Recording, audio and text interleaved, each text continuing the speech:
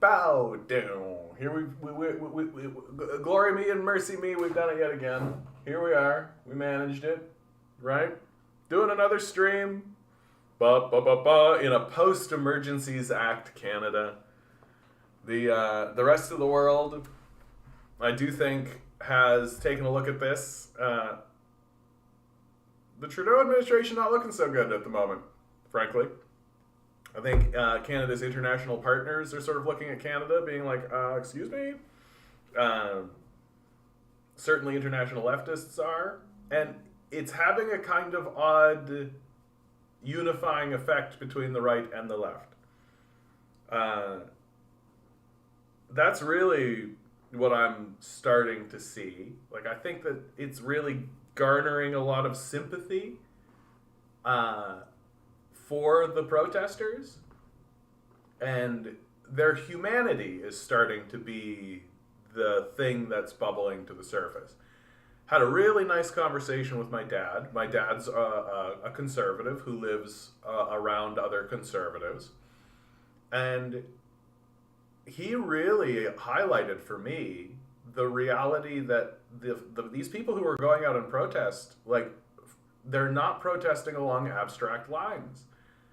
That I mentioned to him, like, it seems like they're not really able to articulate their demands very clearly or any of this. And Dad said, yeah, I think that's right. But that it isn't about just the mandate, that's just the straw that broke the camel's back, as far as these fellows are concerned. That for them it is a larger question of, like, all these truckers really want to do is they want to work and make money for their family and succeed, right? Hey, Yetis, how you doing? Good to see you too. And they're being confronted with a system that is restricting them and preventing them. And of course, this gets me into the conversation. Well, that's how the capitalist system is going to go, right? That is how things are going to advance. That it's a system of abandonment. That I think it's difficult to see the larger system, and it's difficult to understand that it's been structured as a system of abandonment. The analogy that I am beginning to use is it's as if we're all going to sit and begin a game of Monopoly, but when we see the board, it's already proliferated with houses and hotels. And you look over and there's a couple of people who have been sitting at the board the entire time, and they own all the property. And then we're told, okay, time to start playing the game. No. Would you play such a game? Do you think that you would spend any amount of your time playing a game of Monopoly under those terms? Well, then why are we tolerating this? Because that's exactly what's happened to us.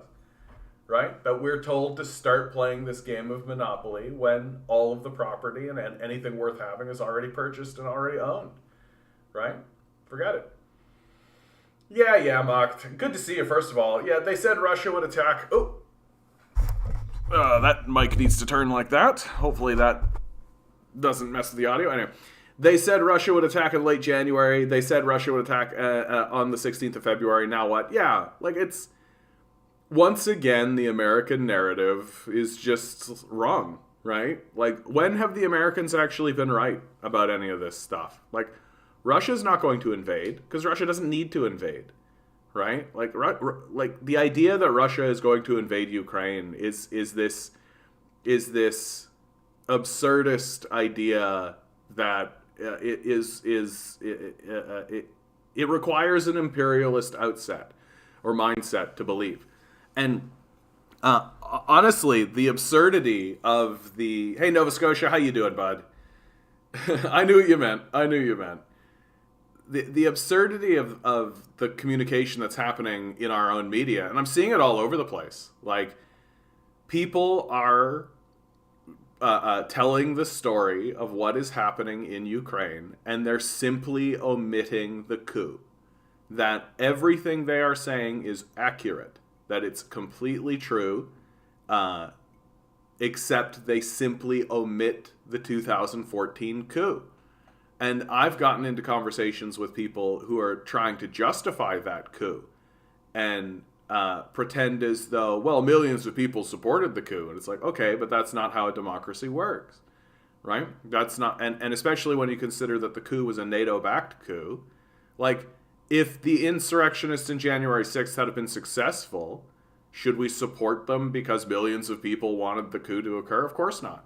Because that's not how things proceed, and that's not how you actually operate in a stable society. And once you understand that there was a NATO-backed coup, you can understand, like, all of the truths that they tell suddenly take on a new and sinister tone. That, well, Ukraine is free to join NATO if it wants. It's like, yes, Ukraine is free to join NATO if it wants in a democracy debated amongst the people, right? But if NATO itself is going to back a coup to install leadership that it then says we should join NATO, like, what do you think is happening, right? Like, all of the narratives that are coming out of Western sources require the omission of this coup, and they'll just not talk about it because they know that's the linchpin. They know that's the linchpin to the entire argument. Because once you understand that NATO has backed a coup in the region to install anti-Russian forces in order to have the government of Ukraine join NATO, like, yeah, yeah. That should be, given the history of relationships between NATO, Ukraine, and Russia, that should be considered an act of extraordinary aggression by NATO, right? It is an act of extraordinary aggression to foment a coup against a former Soviet state in order to ensure that they can never continue relations with Russia. Like, yeah, it's an enormous threat. And so the idea that Russia is just going to sit there and watch it happen and just be like, oh, okay, I guess that's normal. Like, you got to be a child to think this way. And lots of people in the discourse are children. So how are American people just eating up all this after they've been wrong on decades on basically everything? Yeah. What's preventing them from learning? Yeah. What is preventing them from learning? Like, there is like a base, like, you would think that even after the WMD debacle, right? And this one, I think, is just like old Cold War shit. I think you just have a lot of old Cold War feelings. And it's just easy to shrug and be like, oh, the commies, right? Like, even though they're not at all. But, yeah, Ukraine narrative is the tail wagging the dog, yeah. I refuse to believe in my politicians would kill my high school age kids in a useless war. They can't be that bad, can they? Yeah, I mean, except that's all they've ever done, right? That's all they did in Iraq and Afghanistan and Somalia and Syria, like Libya, like, and I think people are having trouble connecting that the same empire that launched the war in the Middle East, it's the same empire that is doing what it's doing in Ukraine. And like, it's the same dance, right? Foment a coup, overthrow the leadership, right? Install your own leadership that's amicable to you. Like, if it wasn't for the fact that Putin is getting involved and that the Russians are pushing back, it would have all the same looks as like every South American coup and every African coup. Right? It's the exact same sort of situation. The thing that's making it hot and the thing that's raising tensions is that Putin isn't just rolling over and being like, okay, you can have Ukraine. Like, he's not doing that. Right? He's making it very clear that Ukraine is not to fall into the hands of NATO, certainly not from a NATO-backed coup. Right? Like, it's the fact that coup isn't part of the discourse at all tells you just everything you need to know. And it's exactly how the capitalist death cult operates. They literally cannot talk about the subject. Like, they can't actually talk about anything. And to stretch this out even further into something that I keep talking about, This is why it's dangerous to not let the leftists at the table. That when a panel discussion occurs on this subject, well, you're going to have a neo-Nazi sitting at the table who thinks that we should invade Russia and destroy them immediately. And then you're going to have a conservative at the table who is going to talk about Ukrainian sovereignty and how, the Ukrainians want to join NATO, right? Then you're going to have a liberal who's going to talk about de-escalation, but then also talk about NATO and Ukraine joining up and say like, oh, if Ukraine wants to talk it up. And none of those people are actually going to bring out the fact that NATO backed a coup in that region. And it won't be until you get into the socialists and the communists that they start saying like, hey, what about that NATO backed coup? Huh? Don't you think that is important? Like, don't you think that thwarting democracy, like overthrowing and backing a coup against a democratically elected president, don't you think that should actually be part of the conversation? And they just won't talk about it. And so what you're seeing is the ultimate fallout of why it's dangerous to not allow communists and socialists at the table, because not only are the capitalists will tell the truth. Like, everything that's coming out of their mouth is accurate. They've just omitted the facts, right? They've omitted the facts that twist the narrative against them. And, like, they're just going to keep operating this way. Again, we should surround the halls of power. March 17th, Jarvis and Bloor, 11 a.m. Come on down if you're in Toronto, right? We're doing everything we can to find the people. Who are the people who are willing to come out to the streets? Who are the people who are actually willing to come out to the streets and actually foment protest against this failed system that no longer functions, right? Like, Trudeau is evoking the Emergencies Act because he's lost control of the situation. That the collapse of the capitalist system and the decline of the capitalist system is happening faster and having more profound effects than the political class can deal with. And so they have to evoke the Emergency Act, because doing basic things like creating support systems, right, ensuring people can have stability in their lives, that's just not on the table, right? It's just not on the table, because they've actively purged the society of people who can stand up and be like, hey, we could just give houses to the homeless. Like, we could just create a financial system that supports these people. But those people aren't even allowed in the conversation, right? So and it's gotten quite dangerous, and we're seeing the impact of it. Like, our government is more willing to evoke emergency powers to throw cops and military at the problem, probably costing 10 times the amount that simply addressing the actual problem, right? And what's the actual problem? Like, yes, there's a mandate issue and all that kind of stuff and so on and so forth. You can get caught in there. But the actual problem is that these guys have bills to pay and they can't. Like, that's the actual problem, right? Like, the base source of all of the ills of all of these protesters is my livelihood is being stripped from me. And the Canadian government, instead of addressing that and taking it seriously and doing something like, oh, I don't know, passing a basic income, right? Just going to throw cops at it. It's the way they roll, right? The way they roll.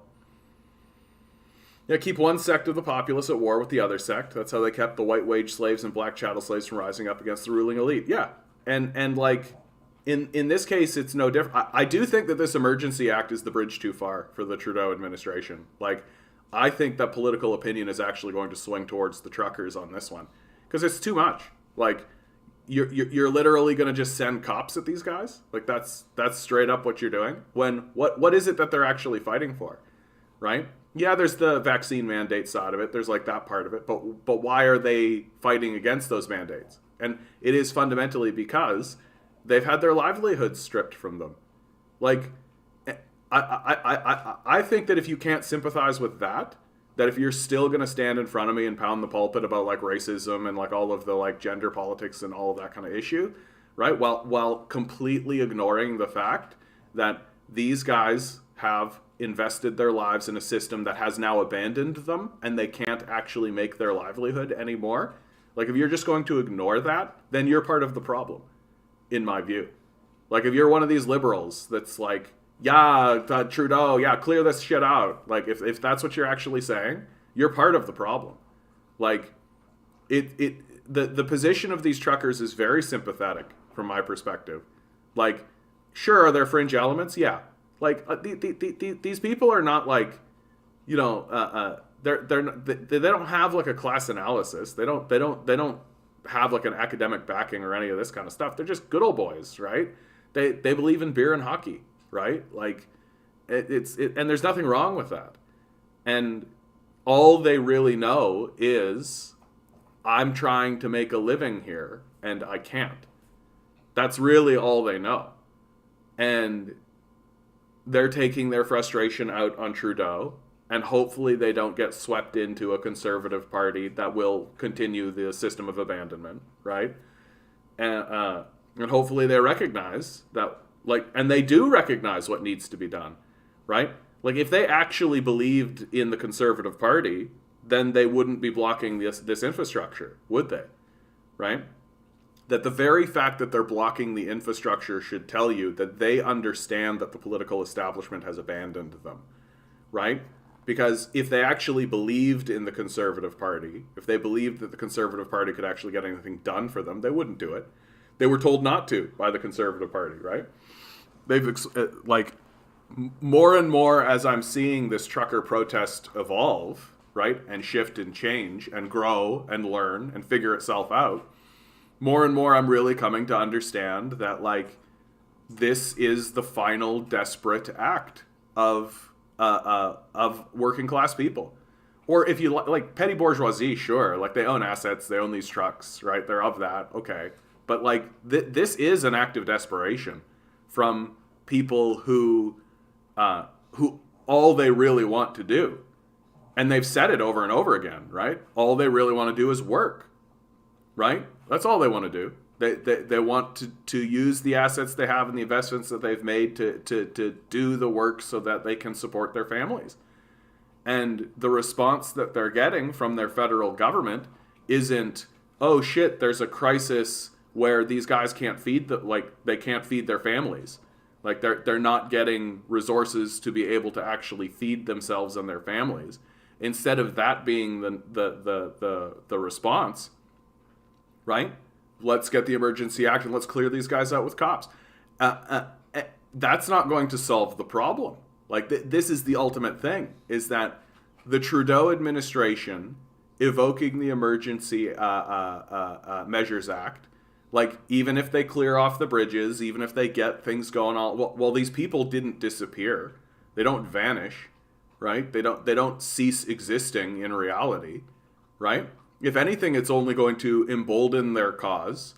It's only going to strengthen who they are, and their belief that the system has abandoned them and is corrupted them and is corrupt because the system has abandoned them and it is corrupt, right? That we really need to be working to reach across the aisle on this one and find these guys and be like, yes, your system has abandoned you. Yes, it's corrupt. Yes, we need to keep doing what you're doing. Lock down infrastructure, surround the halls of power. It's what must be done, right? And more importantly than anything, get these guys to realize that, like, the Conservative Party is not going to help you. Like, the PPC is not going to help you, right? Like, these political organizations are specifically designed in order to ensure the negative outcome that you're currently protesting against. Like, they are allied to capital. They don't care about you, right? And you can see that proof positive. Like, when it was all just, like, at the Parliament building in Ottawa surrounding Parliament, right? It was all nicey nice. And the Conservatives were like, yeah, let's go for it. And, like, yeah, support the protesters, right? The second these protesters started locking down bridges and critical infrastructure, suddenly the Conservatives were like, hey, now, whoa, we got to stop all, like, oh, whoa. So you should know who they're actually allied to, right? And it's not you. It's not the protesters by any stretch of the imagination. So I genuinely do think that this Emergency Measures Act declaration is going to blow up in the Liberals' face. And it also goes on the other side of it. I think that there are lots of Liberals who are looking at this declaration and being like, what the fuck? Like, bit much, don't you think, Justin? Like, bit much. Like, there's nothing else that can be done. There's no other way. Like, Trudeau has not even negotiated with these guys. Like, really, really think about this one, right? Trudeau hasn't even. Oh no, this is just funny. This is just some fucking comedy. And human on Earth, I don't think I've ever seen you around here, bud. So, I mean, we can talk about all these things if you like, but this is just a joke. I think that like, Trudeau has never met with these guys. Like, he's never actually talked to them. He doesn't actually know what their concerns are, or if he does, he doesn't care, right? Like, there hasn't actually ever been a genuine conversation between these protesters and Trudeau. And some of the statements that Trudeau has made have been inflammatory. What the fuck are you talking about? Ukraine's been at war for 8 years? Yeah, I know. Yeah, so the conflict has been going on for quite some time, and NATO is not helping the situation. Like, yeah, you're accurate. And part of that conflict has been the coup, right? The 2014 coup.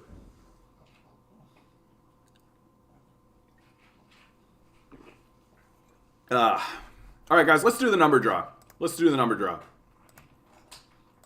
Pick a number between 1 and 10. We got David Lynch here. Here we go for today's number. The magical power of David Lynch. February 15, May he see us 2022. 10 balls. Each ball has a number. Numbers 1 through 10. Here we go. Doom and Bloom. Dude to Bloom. Good to see you, bud. Oddity. Good to see you too, bud. The numbers. Pick a number with us, human. Come on, let's go. I'm going with 10. Pick a number. What do we got? 7 for the Yetis. We got doubles up on 8s and 7s. Today's number is... Here we go. 5. Another whiff. We've been whiffing a lot these days. Another big whiff. Oh well. Such is life. You can't win them all, right? So the energy goes elsewhere. Someone else is going to be bestowed with the glory of David Lynch. Human man, can I just ask a favor? Like, maybe stay away from declarative statements, okay? So, like, when you say, like, do you have no idea what you're talking about? Like, that's not really that helpful, right? We're all trying to figure out what's going on, and I have my perspective, and questions are nicer. Putin's not really trying to build the Soviet regime, dude. Like, not really. Like, Putin's not a communist. He's a neoliberal, right? He's part of the oligarchy. Like, he just knows what's good for Russia, right? Like, he's not really that interested in rebuilding the Soviet. Like, if that were the case, then it doesn't make sense that the majority leader, the major opposition party that is rising in Russia are the pro-Stalinists and the pro-Soviets. Like, it just doesn't make sense to believe that Putin is attempting to rebuild, like, the glory of the Soviet Union. I think Putin knows what's good for him, and he knows what's good for the defense of his country, and he understands that, like, the Americans are an aggressive force and NATO is an aggressive force. It was designed to be that way, right? And so, like, he's not a communist, but he's not an idiot, right? Like, he's not trying to should go join pro-Russian rebels in East Ukraine. I mean, that's the pro-Russian rebels are typically just the people who are fighting back against the coup, right? The NATO-backed coup. They're usually called separatists or pro-Russian rebels, right? That, like, look, if NATO overthrew your elected government and installed its own government, you'd probably fight against it too. And I'm not trying to say that things aren't complicated in Ukraine and that it isn't a tense situation, but we have to talk honestly about what's actually happening there. Right? No, it's actually not. I don't even know what that's in response to. That's BS. Putin said, whoever does not miss the Soviet Union has no heart. Whoever wants it back has no brain. And he was Yeltsin's right-hand man when he dissolved the USSR. Yeah, exactly. Right? Like, there's no evidence to show that Putin has any interest in bringing back the Soviet Union. And in fact, Putin has spoken, he hasn't derided Lenin, certainly, but he doesn't give Lenin the authority that a Soviet if someone was trying to rebuild the Soviet Union, the first person they should be evoking is Lenin. And that's really not how Putin interacts with it. So this idea that Putin's trying to rebuild the Soviet Union is just flatly wrong. Like, there's just no evidence to support it. Like, typically, dude, these are dumb statements that you're saying. Like, why don't you move to East Ukraine and fight the Russian forces against Canadian-trained Ukrainians? Like, are you talking about the Azov battalion, the neo-Nazi battalion that we're funding? Is that what we're talking about? Right? Do you believe that doing such a thing would be effective? Like, like, have some self-respect, dude. Like, you're only embarrassing yourself with those sorts of statements. And you need to know that. Like, if you're walking around saying that to the people around you, no one is willing to tell you that you're embarrassing. Like, that's just the reality. We need to make food and shelter a human right. We need to finally pass FDR's Economic Bill of Rights. Yeah, right. That's a path forward for sure. Like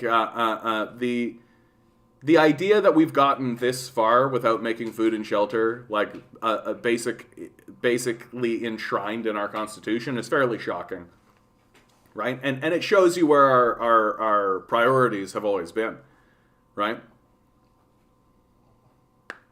Oh yeah, Islam, how you doing? Good to see you. Yeah, we've got somebody spewing some stuff. We'll let him. You know how disgusting it is for you.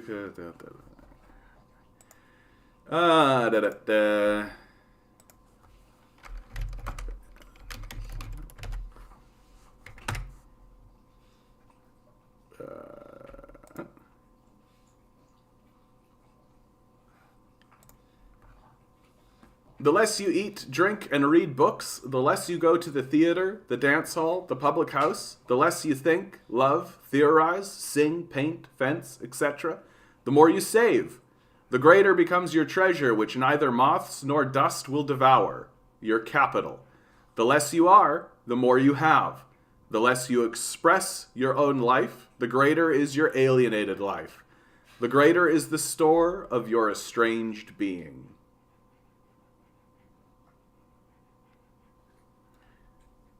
The problem with a guy like this is he's intelligent. Well, thank you. That's very nice. He absorbs some information, yeah, as we all do, and then becomes a self-appointed expert. Nope, I have never appointed myself an expert. I am free to speak as you are free to speak. It's without any credentials and inevitably lives way down the rabbit hole, right? No, dude, you're just rude. Like, this is something you need to understand, okay? Because it's going to help you in your life, right? If you treat people like assholes, they don't care what you think, right? Like, it's time for you to come to terms with this because you're treating the people around you with disrespect. I guarantee it. You're in an argument with someone right now, I'm sure of it, and you need to go and apologize to that person and admit that you're wrong, right? Or at least find a way to have a conversation with them without insulting them the way that you do, right? That it doesn't matter if you think that you are correct, and it doesn't matter if you think that I am wrong. If you are not willing to treat me with basic respect and basic decency and have a conversation without insulting people, then no one needs to tolerate you, and you shouldn't be tolerated, right? You're not being dejected because you have different opinions. There are lots of people in here who have different opinions than I do, right?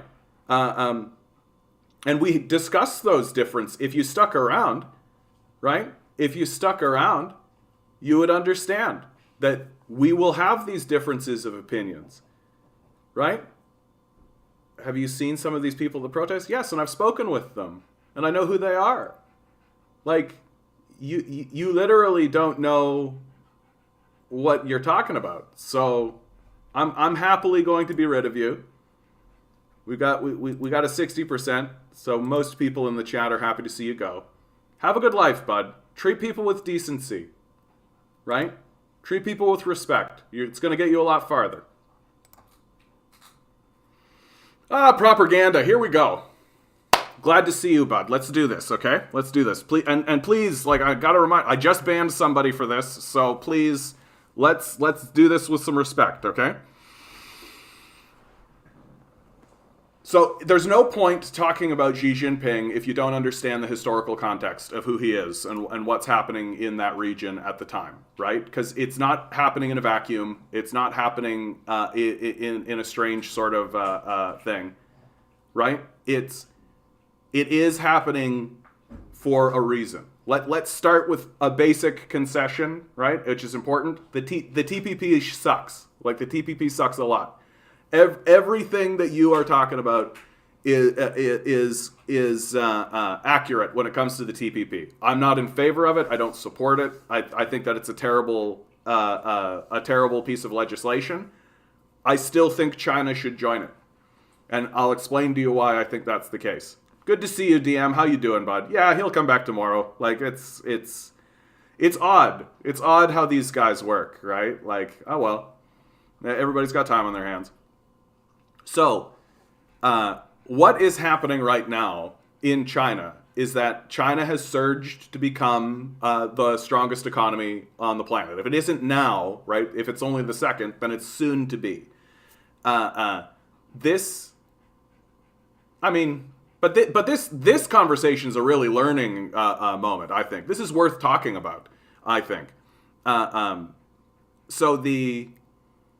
President Xi has connections to U.S. agriculture, went to school in the States, agriculture studies. He is sus and isn't good people. Okay.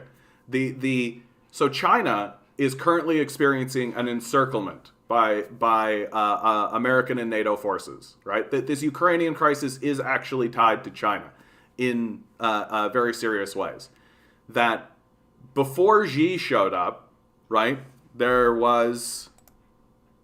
So you've got Xi Jinping, right, and his leadership. This is a fun little chart that shows you the history of the leadership of the Chinese party. Hu Jintao is actually considered to be one of the he's the leader before Xi Jinping, and he essentially ruled by consensus, which people rather liked about him. Now, but he didn't have to face the rising tensions. That the pivot to East Asia under Obama happens basically under his rule, so it begins to occur. But it's Xi Jinping himself that's really experiencing this pivot and an increase of aggression, right? And you see this through Oxus. You see this through the destruction of you see this through Oxus, and you see this through the continued aggression against China through very significant military methods. China finds himself in a position, and this is a position, and funnily enough, this is a conversation that China had between Mao and Deng, right? Deng Xiaoping, after the death of Mao, comes to power and essentially wants to open up the market to international forces, capitalist forces, right? When the majority of the world is operating in international capital and you want to open up your markets to be able to trade with them and be able to get some of that wealth into your society, well, that means you need to negotiate with capitalists, and it means you need to let capitalists in to be able to interact with your society. This, of course, was heavily critiqued. Like when Deng opened up the borders, Western communists threw up their hands and said, that's it, the communist project is over. Doesn't seem to be the case, because Deng was able to pass that baton over to Jiang Zemin, and then pass that to Hu Jintao, and pass that to Xi Jinping, right? That the passing of the baton of power has actually kept the power structure of China uncorrupted by these capitalist forces. And in fact, the communists are constantly working to redress the imbalances that such influxes can occur. So, for example, you've said here,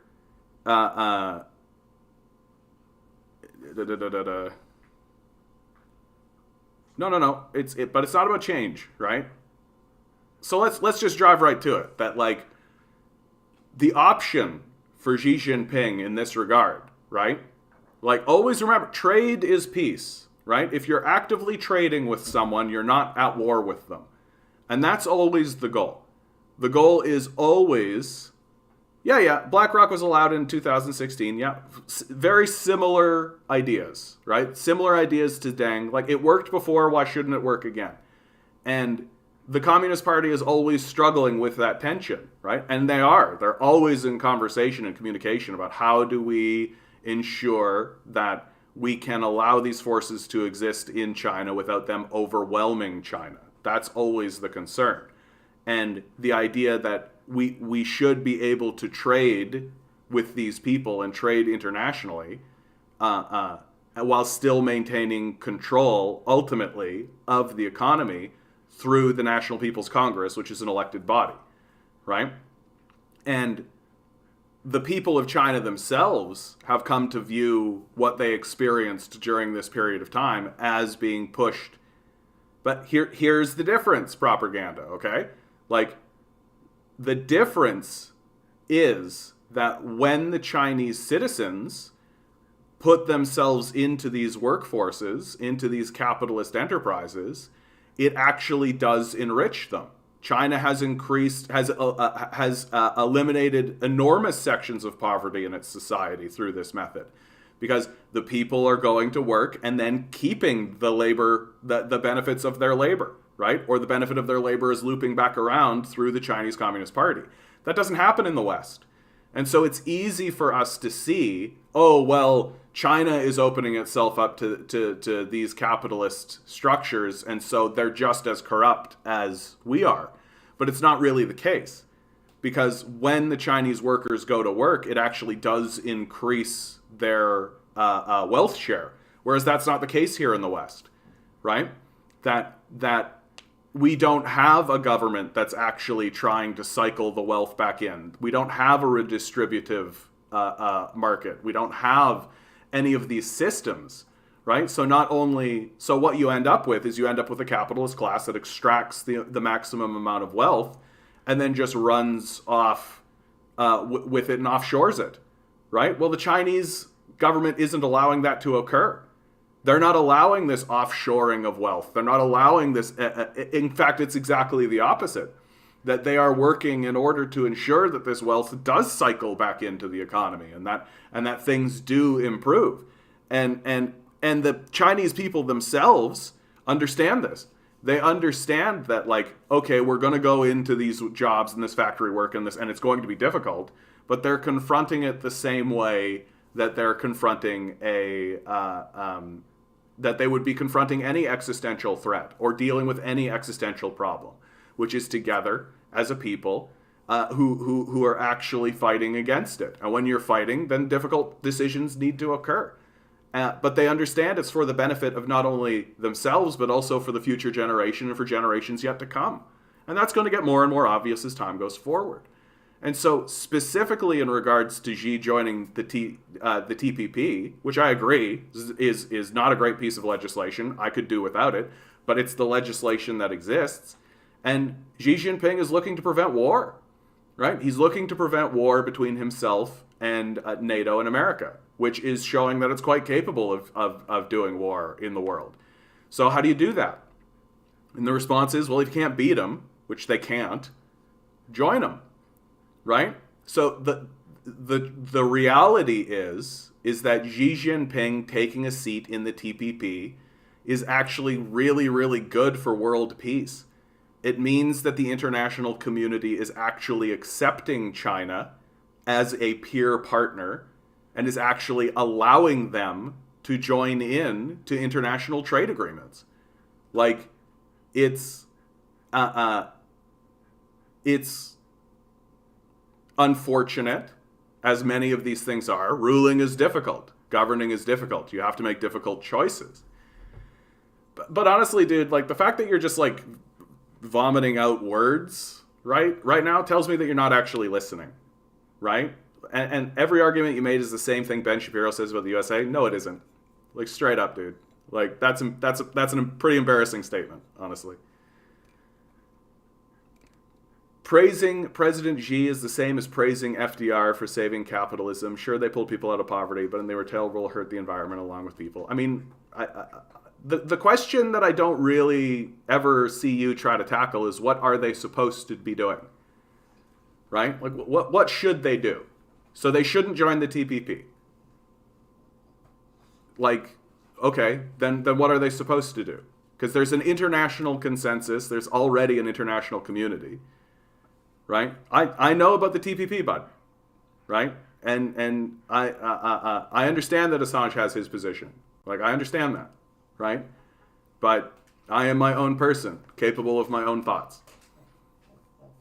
People who stand up for the CPP sound exactly the same as people who stand up for the Democratic or the Republican Party. Sounds like people promoting FDR and the New Deal. I mean, there is such a thing as reality. Right? Is the CPP perfect? Obviously not. But like, what? Like, what should be done? What should be done? Like, I am coming to the end of this conversation with you, mate.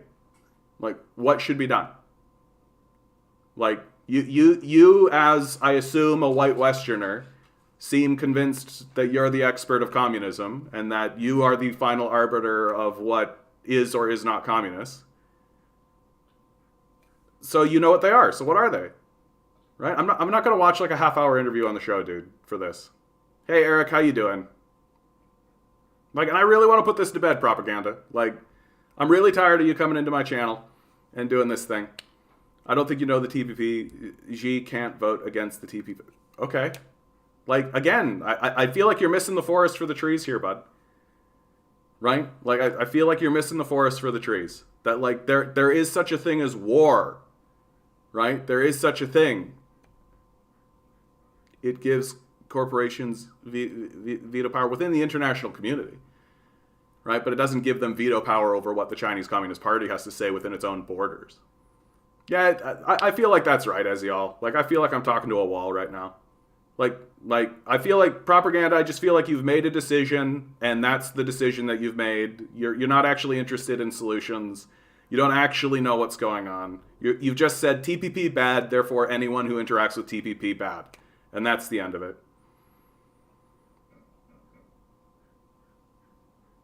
Oh, now we're being told he's been to China and he's seen the people on the streets. Okay. Hey, Demand Better, how you doing? I mean, I don't know, bro. Like, I've seen, like, yeah, this is getting tiresome. This is getting tiresome. Honestly, it's just that this propaganda guy keeps coming in right at the end of my stream and saying this stuff. The TPP will take away our rights. China can't vote against it. Like, the TPP... The TPP has already... It's just an... I mean, I shouldn't say it's just. It is an entrenchment of corporate power. Right? Like, hey, David, how you doing, bud? It stops China from having a vote. But again, like... So it stops China from having a vote. But that still, like, should... So, again, I'm asking you. Like, again, I'm asking you. What should, and this is the last time I'm asking you, bud. Like, if you're not going to answer the question, then the conversation's over and I'm going to move on and I consider it done. What should the Chinese Communist Party and Xi Jinping be doing?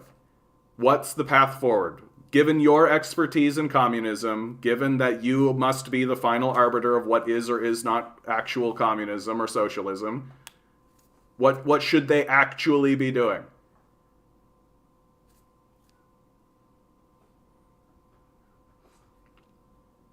Yeah, I don't think you're listening, bud. So I don't really take you seriously as a commentator. So that's okay. Yeah, I think the chat's tired of you, bud. Like, really, like we're there. We're finished. Trudeau didn't need new powers, borders, and federal jurisdiction, and the real problem was that the cops aren't doing their jobs when the criminals are right wing. Yeah, I mean, Demand better. I think the evocation of the Emergency Act is blowing up in their face, right? Like it's just blowing up in their face completely. Like it's not actually working. And I think it's going to lose them support even amongst liberals, right? It's just so heavy-handed. And I think the big thing that I keep talking about is Trudeau hasn't even attempted to negotiate with these guys. He hasn't met with anybody. He hasn't talked to anybody. He hasn't had a conversation with any of these guys. He's not attempting to find solutions, right? China can't vote on the tribunals. That's for the corporations. That means Joel says, I mean, that's the TPP. Again, we agree. Make an alternative against the TPP and education of the masses. So, what you are suggesting is that China erect its own international trade deal, right? Reject the trade deal that the international community is already moving forward with, right? And insist that other parties join their new trade deal. Is that accurate?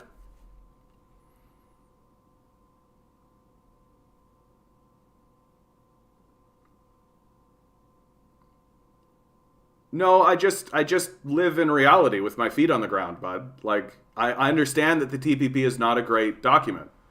Like, I've admitted it. I don't know what you need to hear. Right? Like, but reality exists. So, again, I'm going to say it, and please affirm if this is an accurate kind of a way to think.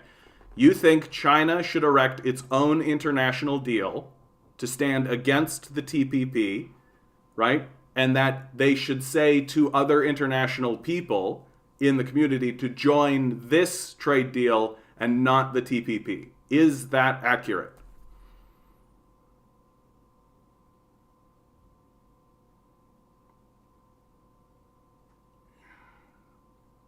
Now it's getting weird, dude. Like, I'm friends with people and discuss real topics that have nothing to do with what fun thing I have. Like we're getting into real yikes territory here, man. Like this is real yikes stuff. Like I'm kind of just watching somebody kind of spin their tires here, man. The way Trudeau has handled this convoy situation really speaks volumes about the trouble leftist mobilizations will now face. We now know that if Trudeau feels threatened, he'll just reinstate an emergency order. Yeah, oh yeah. Like that is a concern, and I think that's what's got liberals a little wound up too. Again, as I was saying before, like Trudeau hasn't even talked to these guys, right? Like there are things that could be done. We could be addressing the central issues that they're actually dealing with, right? The loss of their livelihood and all this. Bro, Chris Hedges agrees with me on China, says Daniel Ellsberg, good warning against the GP. Like, I mean, okay. It's just not interesting talking to you, bud. Like, I've asked you a very clear question and you just aren't answering it.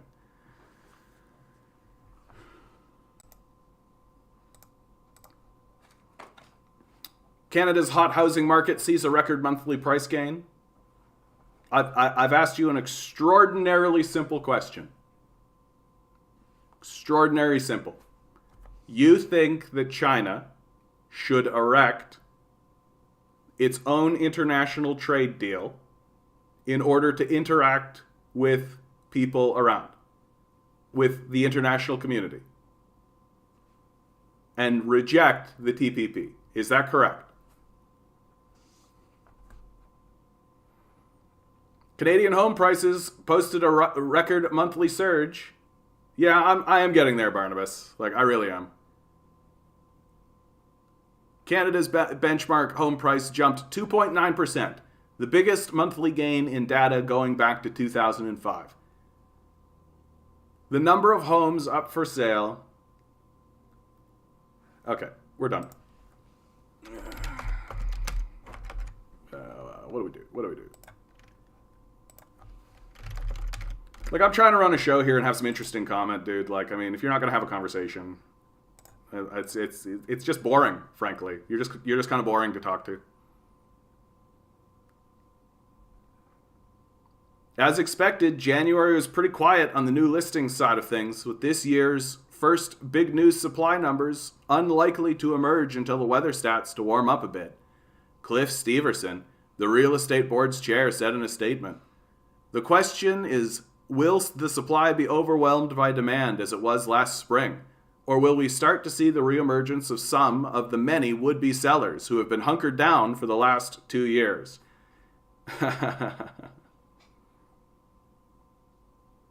Okay, bud. Good luck with that. Like, the Chinese Communist Party is in control of China.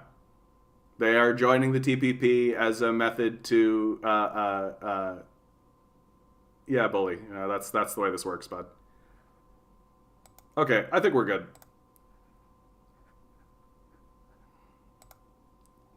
Try to answer basic questions, bud. Like, really, really reductive basic stuff. Like, because what you're in favor of is a trade war. Right? That's really what, like, really think about this. Like, think about how crazy this idea is.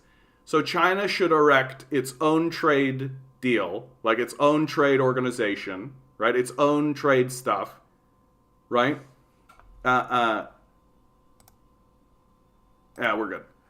It should erect its own international trading thing, right? It shouldn't join the international trade organizations that exist, right? It should have this kind of thing. So what you're arguing in favor of is a trade war, right? That's ultimately what you're arguing for, is a trade war. That America isn't going to tolerate China erecting some kind of international trade agreement, right? It's not going to go along with that. Certainly not going to join it, right? And so what is China doing? China is saying, okay, we are interested in international peace. We are interested in dealing with the situation as it is. We don't want America to blow up our ships and go to war with us, as it has threatened to do on several occasions. So we are going to join these international agreements. And are the agreements sucky? Yeah, absolutely. Like, I'm never going to say anything but that. China should join it anyway, right? It should join it anyway. How can we reduce anti-China sentiment in Canada? Just keep calling it out. That's the best we can do. The anti-Chinese sentiment has gotten stupid. Demand better. Like the boycott against the Olympics was where it was just like absolutely the stupidest. And yeah, teach people about Orientalism. Honestly, like doing like these China walks is really good. Like I really like. I'm gonna put one of them on right now. I feel like after that conversation, I need to do it. Cause China walk. Cause like the Hawaii of China, I'm in. Let's go. Like, the Chinese people are just people. Like this is the thing that I think it's so easy for us, and I'm as guilty as this as anybody for sure. It's so easy for us to put something ahead of someone's basic humanity. That we are all humans. We're all trying to deal with what's happening to us and what's happening in front of us. We maybe don't have the tools to articulate these things. We don't have the capacity to articulate this stuff. And we're all just trying to move through and trying to get through it. And when we place anything above a person's basic humanity, then we are dehumanizing them. Right? And that is things like the color of their skin. That is things like their nationality, the language they speak, the even their political position, right? That if you begin treating a human being as that first, that matters more to you than their base humanity, well, then you're getting into trouble. You're getting into significant trouble. And you can start to, act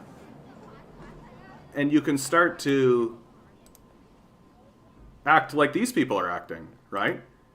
That when you're calling for just like basic humanity, and you're calling for just a basic look at who these people are, just as human beings,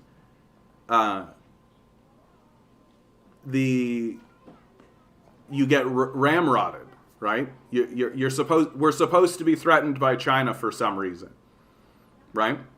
And I don't really understand it. Like, why are we threatened by China exactly? Like, what exactly have they done that we're supposed to be so scared of them? Like, I'm not afraid of, like, the country of Lithuania. I'm not afraid of, like, the country of Chad, right? I'm not afraid of Japan. I'm not afraid of Mongolia. Like, I just don't understand what have they done that has made it so that I should be so afraid of them.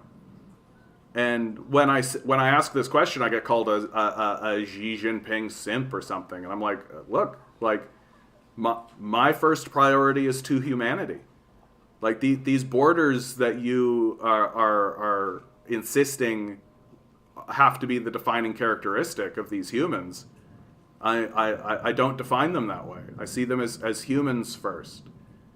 And I don't see how that's a strange position to take. Right? And, like, sometimes it's very difficult. And it's oftentimes very difficult. But, like, I think that that's the case, Islam. Like, people who are afraid are ignorant. Like, there's a and I especially don't understand why we should be more concerned about China than we are about our own government and our own, like, our own places and our own communities. Right? Like, why should we put in any extra energy to be concerned about what China is doing when we are confronting our own nation and our own society? Like, that's where it gets a bit bewildering, right? That instead of having a genuine conversation about what can be done within our own borders and our own legal system, dude, this is actually getting pathetic. Like this just pathetic, dude. You're just creating, like, yikes. Yikes. Clip this, bud. Like, what you're doing is stalkerish. Like, it's very stalkery, what you're doing. Like, creepy. Creepy and weird. The Minister of Education, Simone Oldenburg, announced that mask mandates inside school classrooms would be ended in Mecklenburg on the 7th of March. Yeah. And I'm seeing stories about, like, walkouts, right? That students are going to do walkouts in Calgary. I saw an article on that. So it's very difficult, right? And it's a very complex situation. And Barnabas, that's so good. You're so funny, dude. John, what are the thoughts of billionaires hiking up the price of fuel? Yeah, of course they're going to do that. I filled up my vehicle today. It was painful. Yeah, of course they're going to do that, dude. Like, and they're using inflation as the excuse. That's what they're doing. They're saying, oh, inflation, it's making all the prices go up, but, like, their profits are rising, right? And so it's a total farce, right? It's a total farce. Dude, you literally are named Ghislaine Maxwell. Like, that's... Now you're introducing pedophilia into the conversation. Like, that's pretty creepy. Like, that now it's like creepy. Now I'm happy to start doing this kind of stuff. Like, get the fuck out of here, dude. Like, now we're getting into some real shitty territory. Like, coming in bearing the name of a literal child rapist. Like, yikes. Indigenous children are being found in the graves of residential schools. And we really think we can critique China. Yeah, no kidding, eh? Yeah, what's with the yikes names? Yeah, well, he's just revealing himself, right? He's just revealing who he is. The aristocrats want to squeeze us all into poverty. Inflation is basically just another tactic for them to accomplish that. Yeah. No, it's a system of abandonment.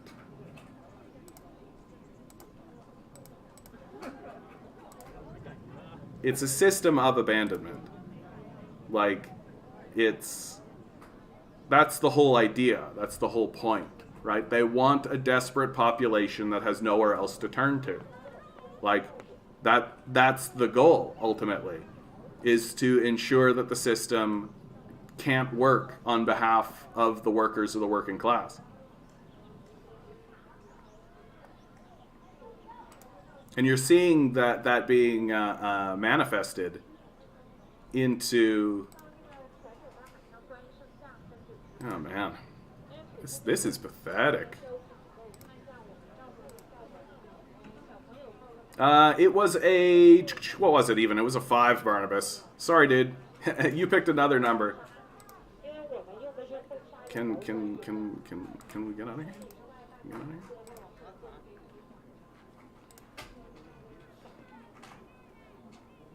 Have you seen Hoover the Talking Seal? That is very unrelated, bud. That's very unrelated. Oh, I mean, this is what I get for trying to actually engage. Hoover the Talking Seal.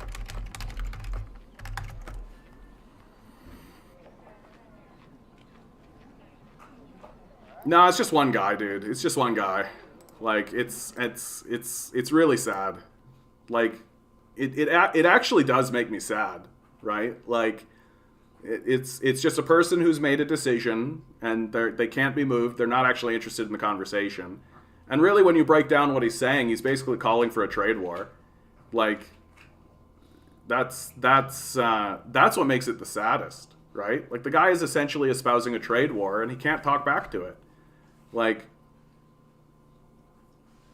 and this is the reality of what it's going to be to talk about these issues with people like this, right? They're just going to take a hard-nosed fundamentalist position. They can't actually be taken. They can't be taken seriously, right? Because they're not actually interested in a conversation. It's just trolling, right? It's just trolling. And it's just a way to take out their own anxiety on someone else. Like, it's such a waste of energy. It's a waste of his time. It's a waste of my time.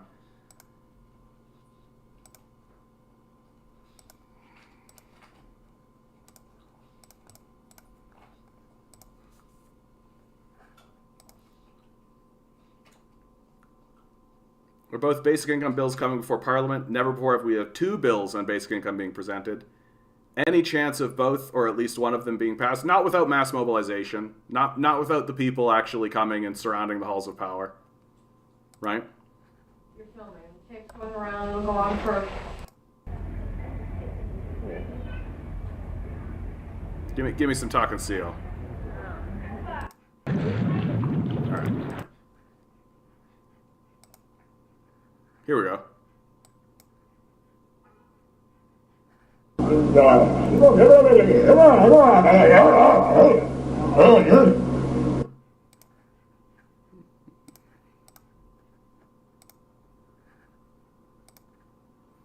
What's especially cute is that he keeps saying that, oh, he screen grabbed me. Like, I literally don't care. Like, it's so meaningless. Like, we're starting to get a sense that this guy actually has a self-inflated ego. Like, he thinks he's more important than he is.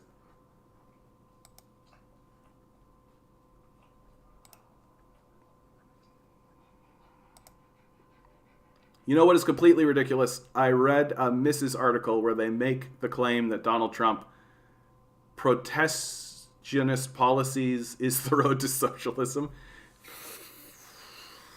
Yeah. Like, real brutal. Capitalists don't want to waste any capital on the working class. Any bill in favor of UBI will be shot down repeatedly unless the working class mobilizes. Yeah, exactly. And we're seeing what Trudeau is willing to do. Right? We've seen what Trudeau is willing to do. We've seen that he is willing to evoke emergency acts without negotiation. Like, without actually talking to these guys. Without actually meeting with them. Without actually getting a sense of what it is they're even asking for. Right? It's just straight up reach for the nuclear bomb. Right? Which is right in line with the Liberals. Right? Like, what they do abroad, they do at home. Right? That, like, they're funding neo-Nazi groups. Right? They're funding these sorts of things. You don't need to think too hard about this. That, like, the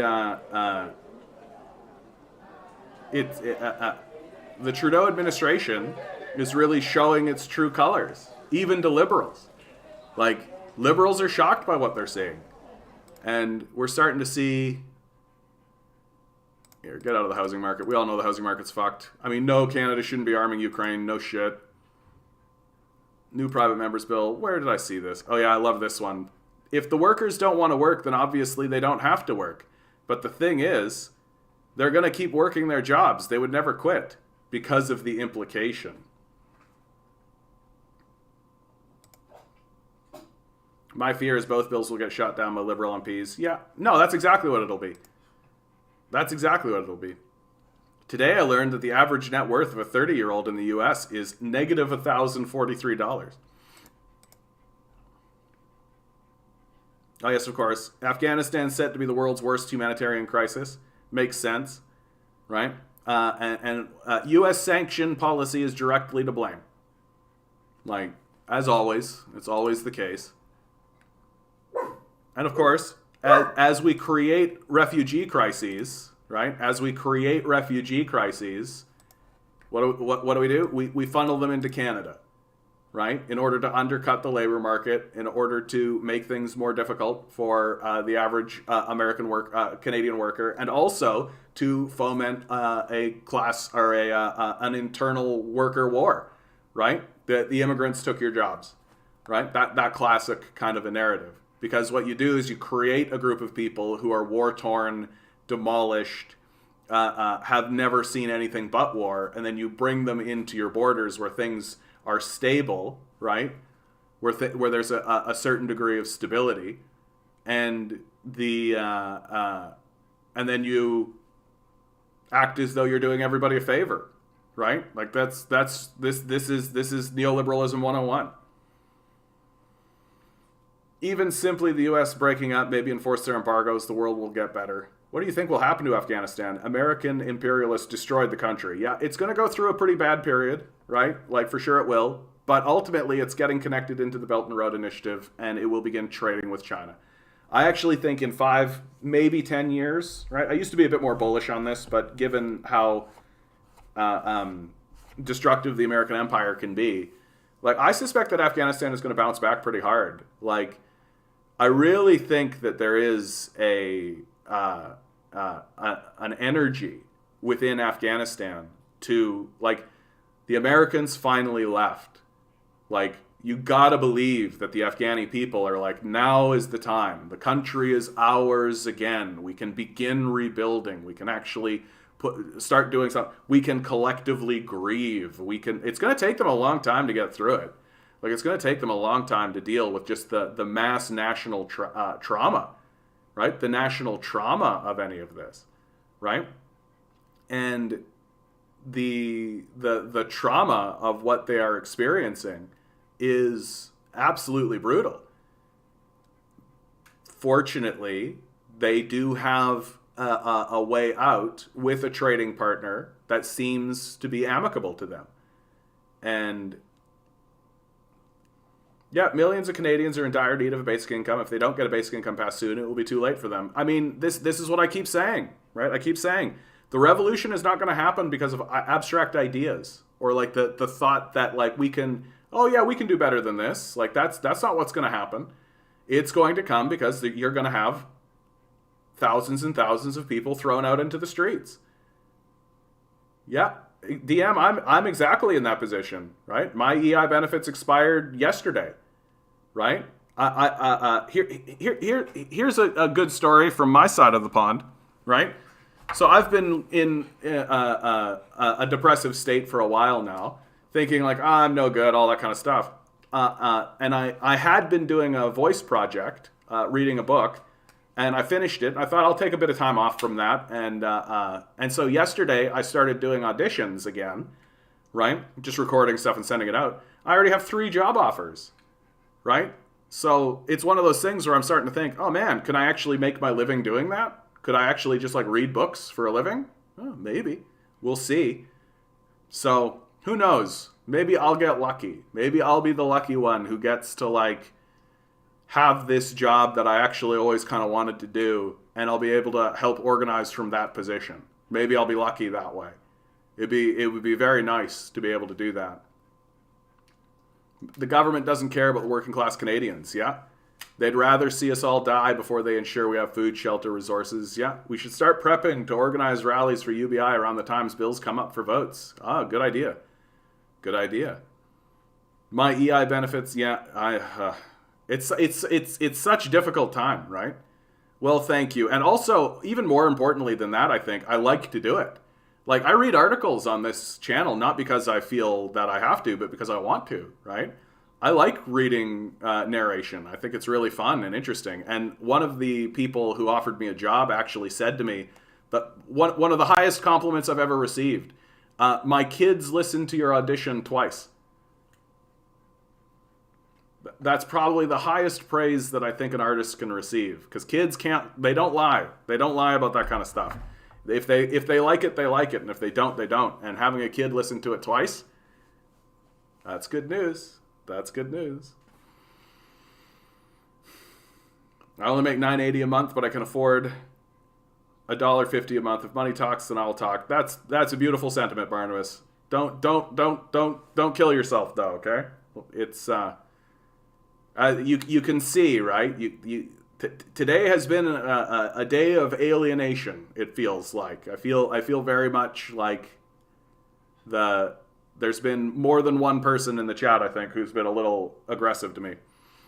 Yeah, if reading books pays your rent, John, you've got it made. The rest is gravy. Yeah, I mean, we'll knock on wood. We'll hope, right? The internet has changed things. Like, I remember when I would go out, like, auditioning used to be, you'd have to go somewhere and like stand in front of them and read your lines, right?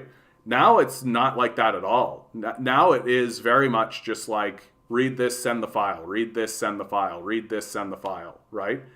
And it's much better. First of all, it's faster by a lot, right? You don't have to waste an entire day going and meeting people who you never needed to meet in the first place to read a couple of lines that you could have sent in, right?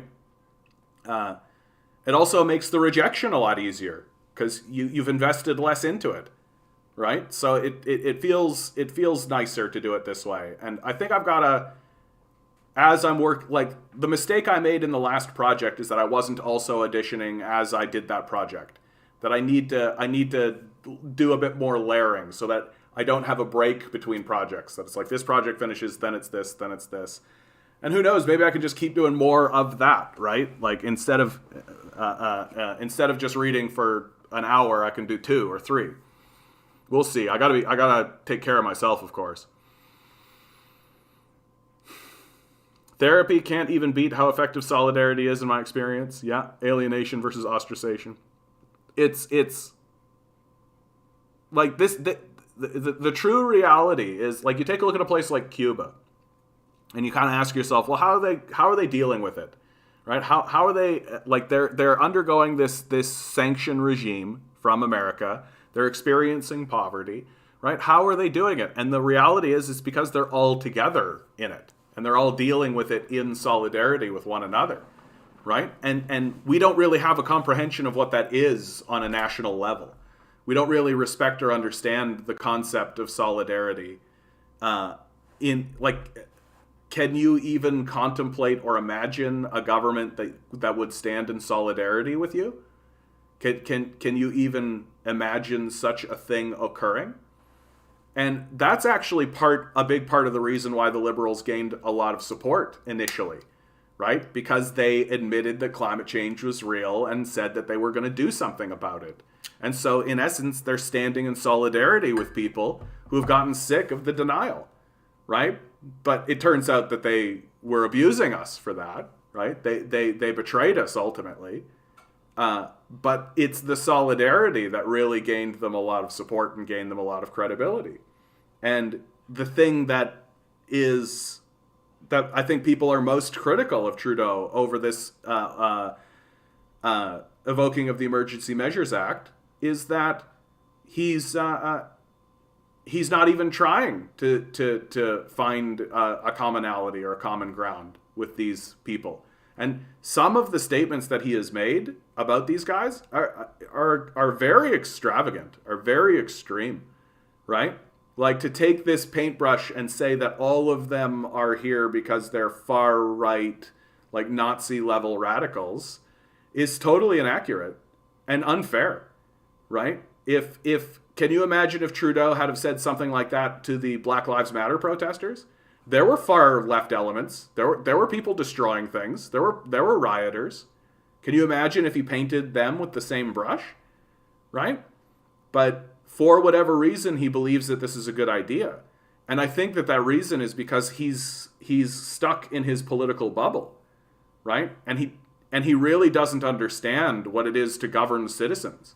Like, the people that he's condemning are his citizens, right? Whether he likes it or not, they are his citizens. And they feel as though they have been abandoned.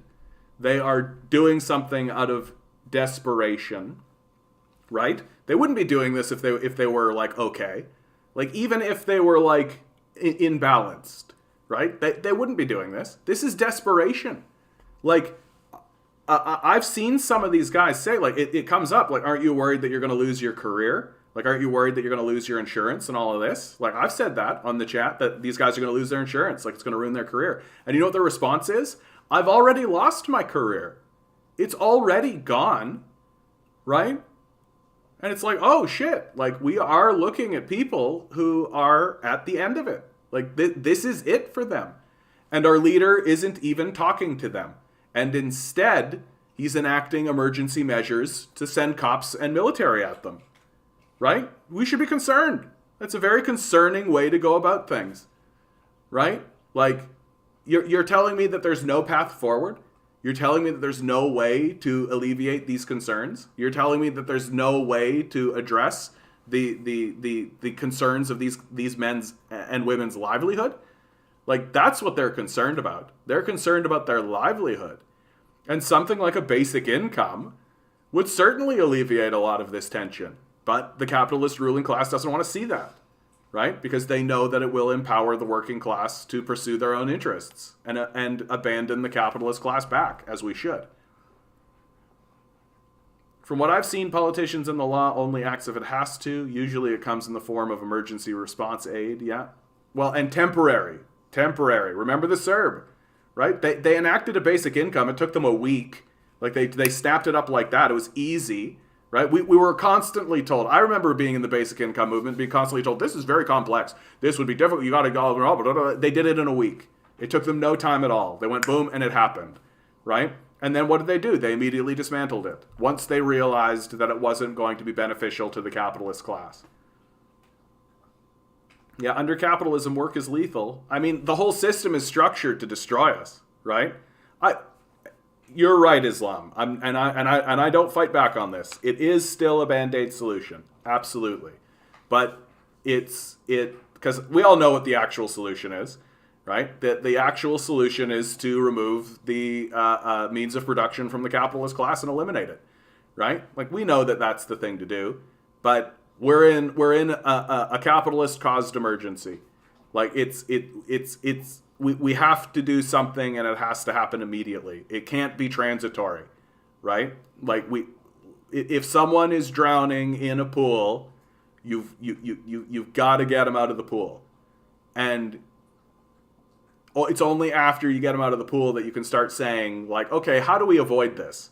How do we make it so that there are guardrails, or that it's not possible to fall into the pool or drown, right? How do we make it so that, like, someone falls over the edge of a cliff and they're hanging on the edge of the cliff. Well, and if you walk up to them and say, hey, we should put a guardrail up here, they're going to scream at you, can you help me? So, like, we gotta get them out.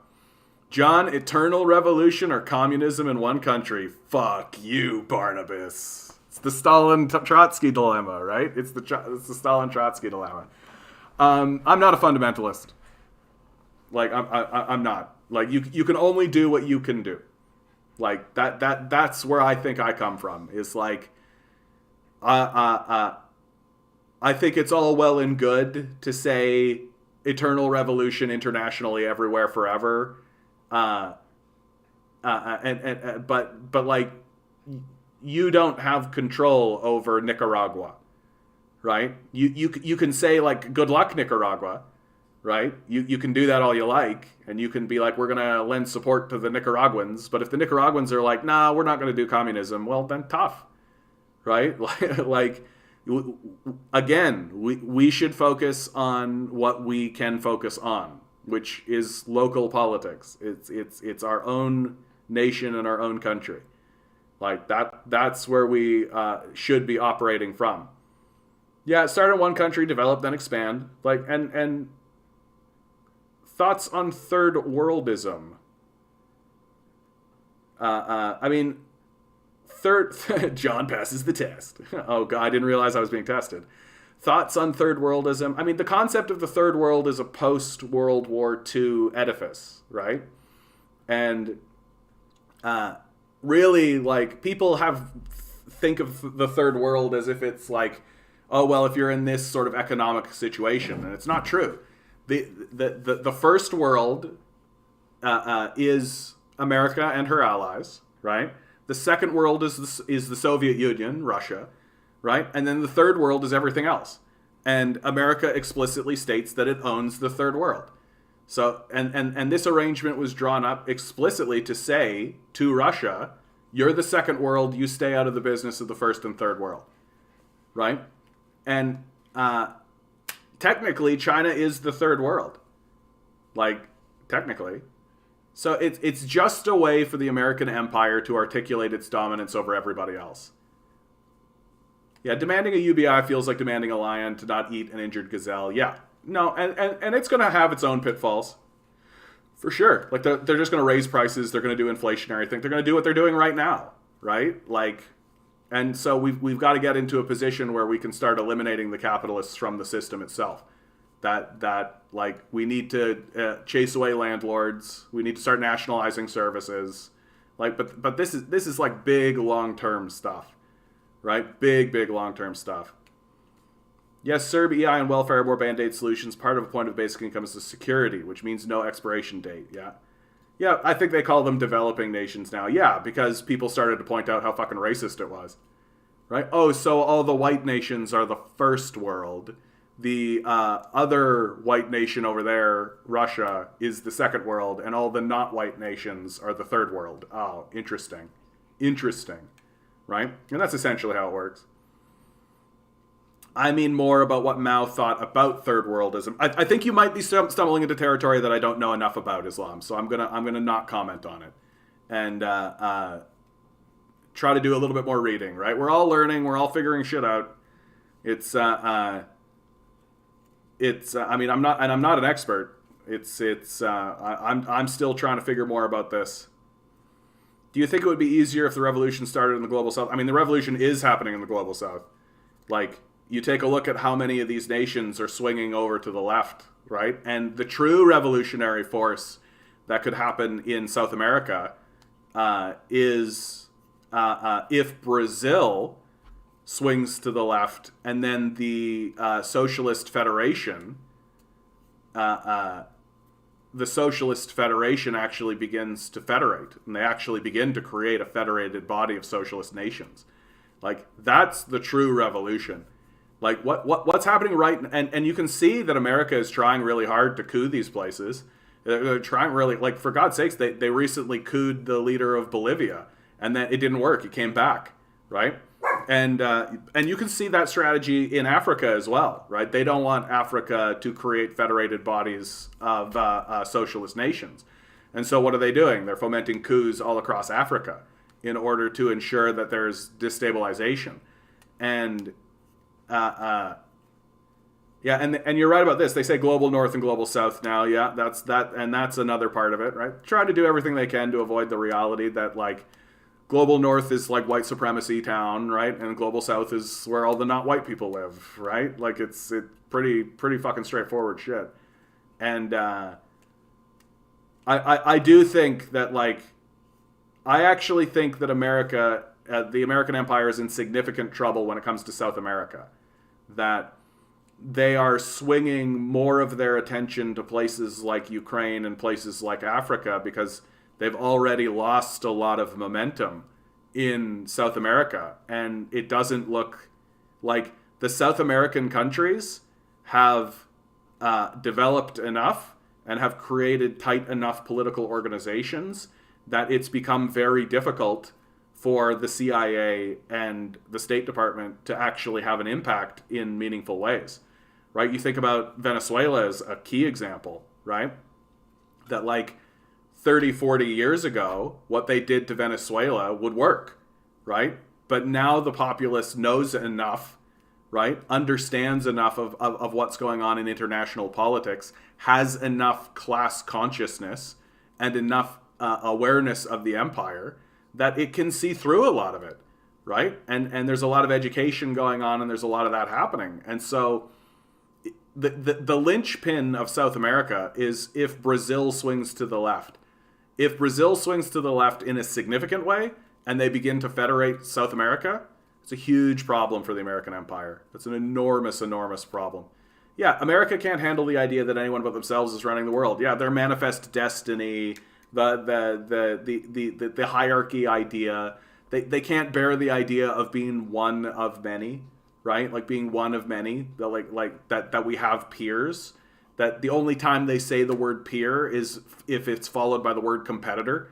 So it's peer competitor. Although no one can tell me what the victory condition is, right? Like that's how the gamification of international politics and war is probably one of the worst things we've done. And this gamification, right? This idea that we are playing a game and we have peer competitors. Well, if you have a game, then you need a victory condition. Right? Or it's not a game, right? And there is no victory condition. It's literally just like do your best, and Americans can't get their heads around this idea. No, and I mean Canadians are no better. We do have a UBI in the form of OAS and GIS for Canadians 65 and older. The problem is most of us here are not 65 yet. Yeah, and not to mention the child care benefit, right? Stephen Harper's child care benefit, right? It's a basic income for children. Right, and it's been extremely successful, and most of the tests done on these things show that they're actually economically beneficial. Oh, you mean giving people money to be able to purchase things that they need in their lives actually stimulates the economy? No shit, no fucking shit. It just doesn't mean you can't pile it in a corner, right?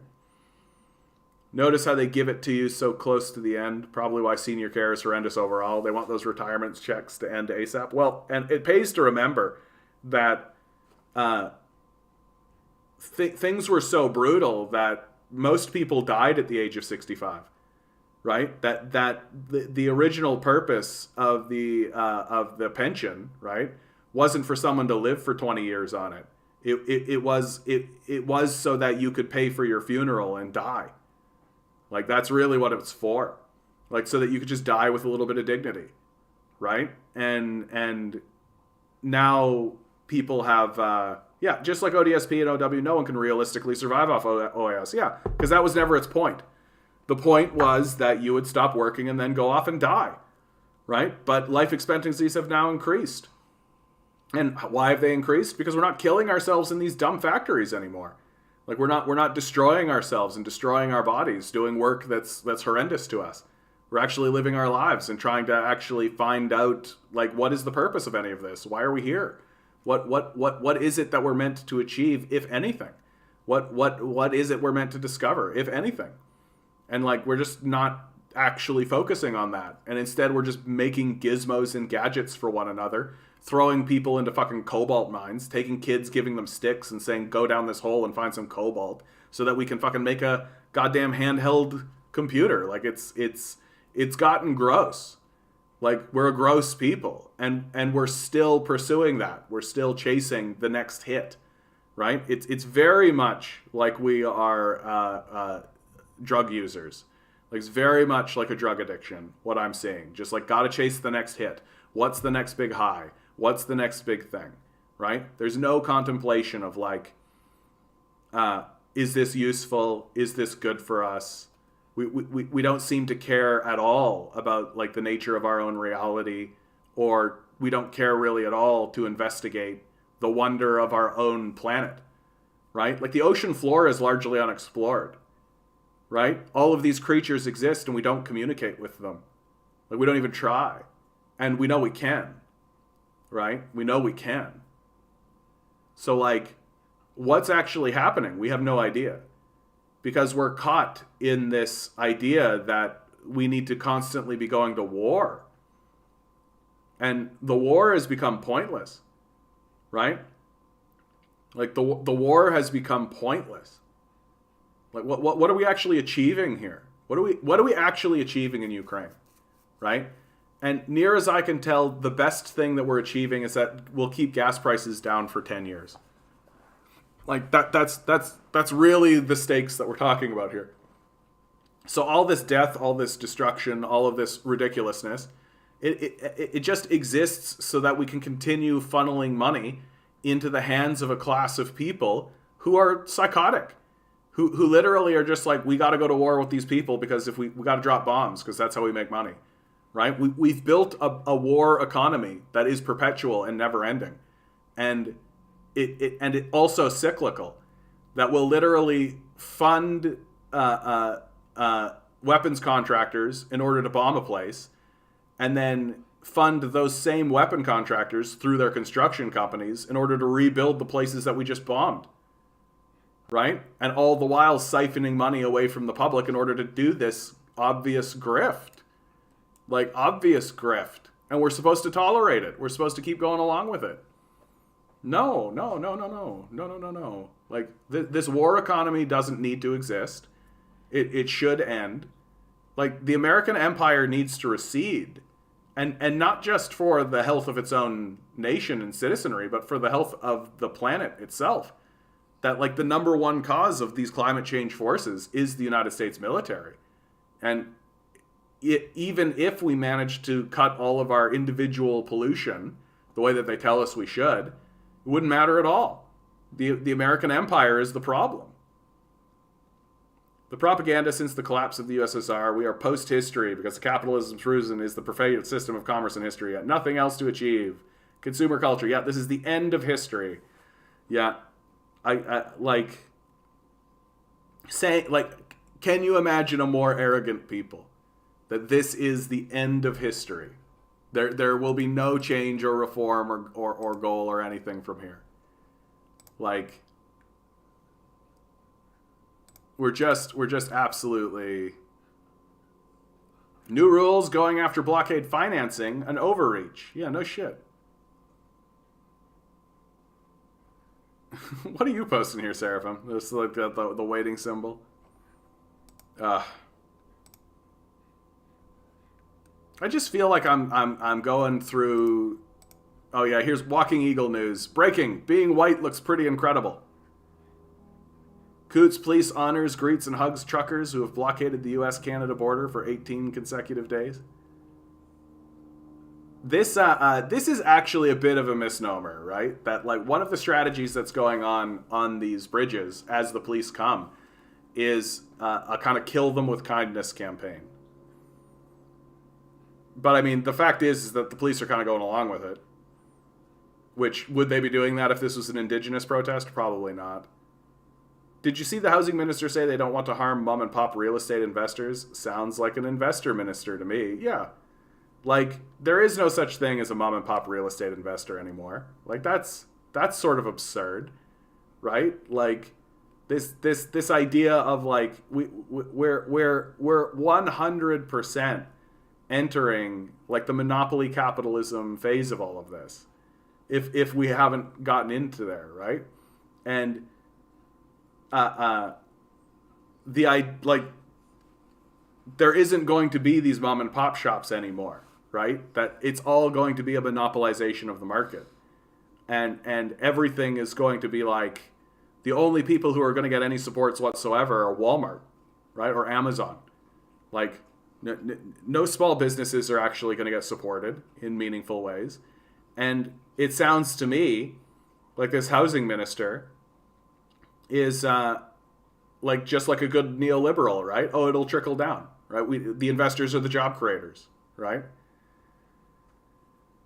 Oh yeah, if the convoy were indigenous, they would have been tear gassed and arrested already. You know this. Yeah, you're absolutely on the money, dude. You're absolutely on the money. That I don't think you can deny that. Like, it's so obvious. Like, it's so obvious. So I don't. Okay, I'm going to put this walk back on, and I'm just going to go quickly use the washroom, guys. Chair stream, chair stream. Everybody loves a chair stream. Chair stream, chair stream. You like looking at a chair.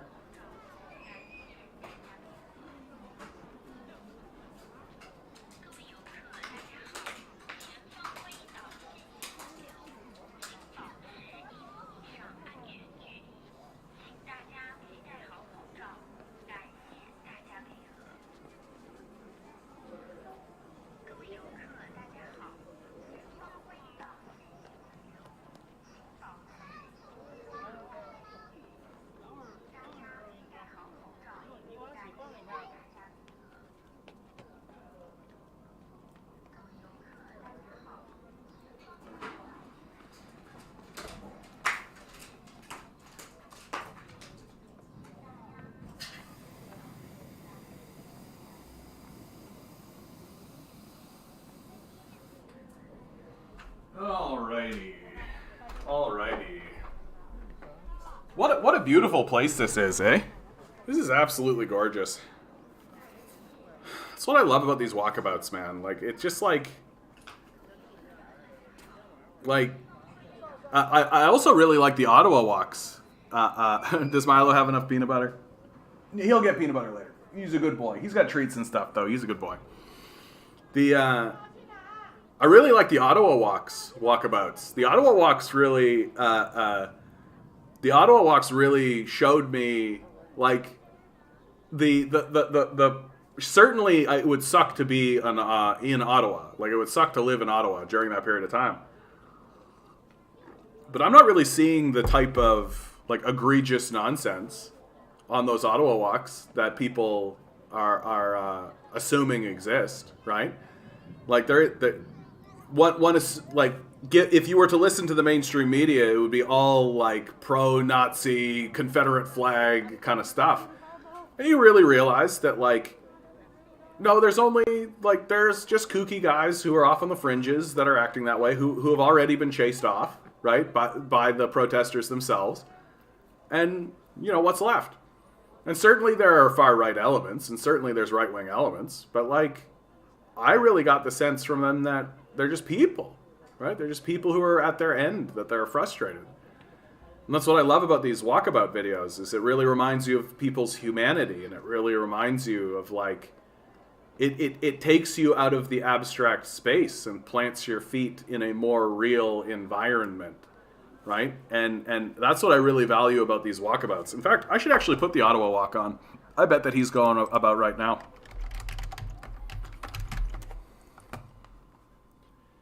Is he live? No, he's not live, but you know what? This is good. This is good. This was streamed an hour ago, so good enough. Good enough. Think I'm going to be a dental floss tycoon. Oh, well, you're going to break into the dental floss market. Good for you, bud. I think it's time to be a rice farmer in Vietnam. Well, I mean, who is it? What's her name? Luna Oi? Luna Oi on YouTube. She's really shown that, like, what the Vietnamese are doing is really working and has a lot of benefits, right? Like, and she does a really good job of debunking a lot of the imperialist narrative that surrounds Vietnam.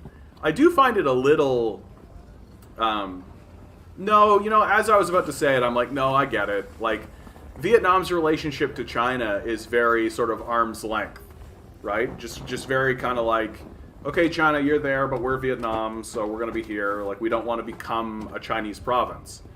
And I was about to say, like, oh, it's a bit confusing, but then I realized, like, that's essentially the relationship between Canada and the United States, right? But, like, yeah, why would Vietnam? Like, Vietnam's sitting there being like, okay, we get it, like, you're big and powerful, and, like, you've got a lot of economic strength and all, but, like, we are our own country, and we'd like to stay that way. And hopefully China, like, it would be so heartbreaking to watch China go off the rails, man. It would be so heartbreaking to watch it turn into another imperial empire, right? Yeah, so far, so good. I don't see anything in them that is saying that they are interested in doing that. But it would be really hard to watch. It'd be really, really hard to watch. The beginning. No, I don't care. I don't care what you have to say. The raising it up and waxing it down. What? That's a fairly confusing sentiment. Like, I don't know why today feels so chill, but it's just like, we got Canada's Freedom Convoy protesters blocked 2 more bridges to the U.S. in defiance of Trudeau's new Emergency Act powers. This is what I'm talking about. Like, I don't think these Emergency Act is going to work. Like, I don't think it's going to work. Like, it's gonna end up being like a long, protracted civil war of sorts. Not an actual civil war, but just like, it's not like he's going to declare the emergency powers and then it's just going to, like, disappear, right? Demonstrators against vaccine mandates halted traffic at 2 major border crossings in Western Canada, and some vowed to stay even as Prime Minister Justin Trudeau used a law giving his government emergency powers to end blockades. Those are old protests, Bad America reporting. Is that true? Is that true? Because this is February 15th, 2022.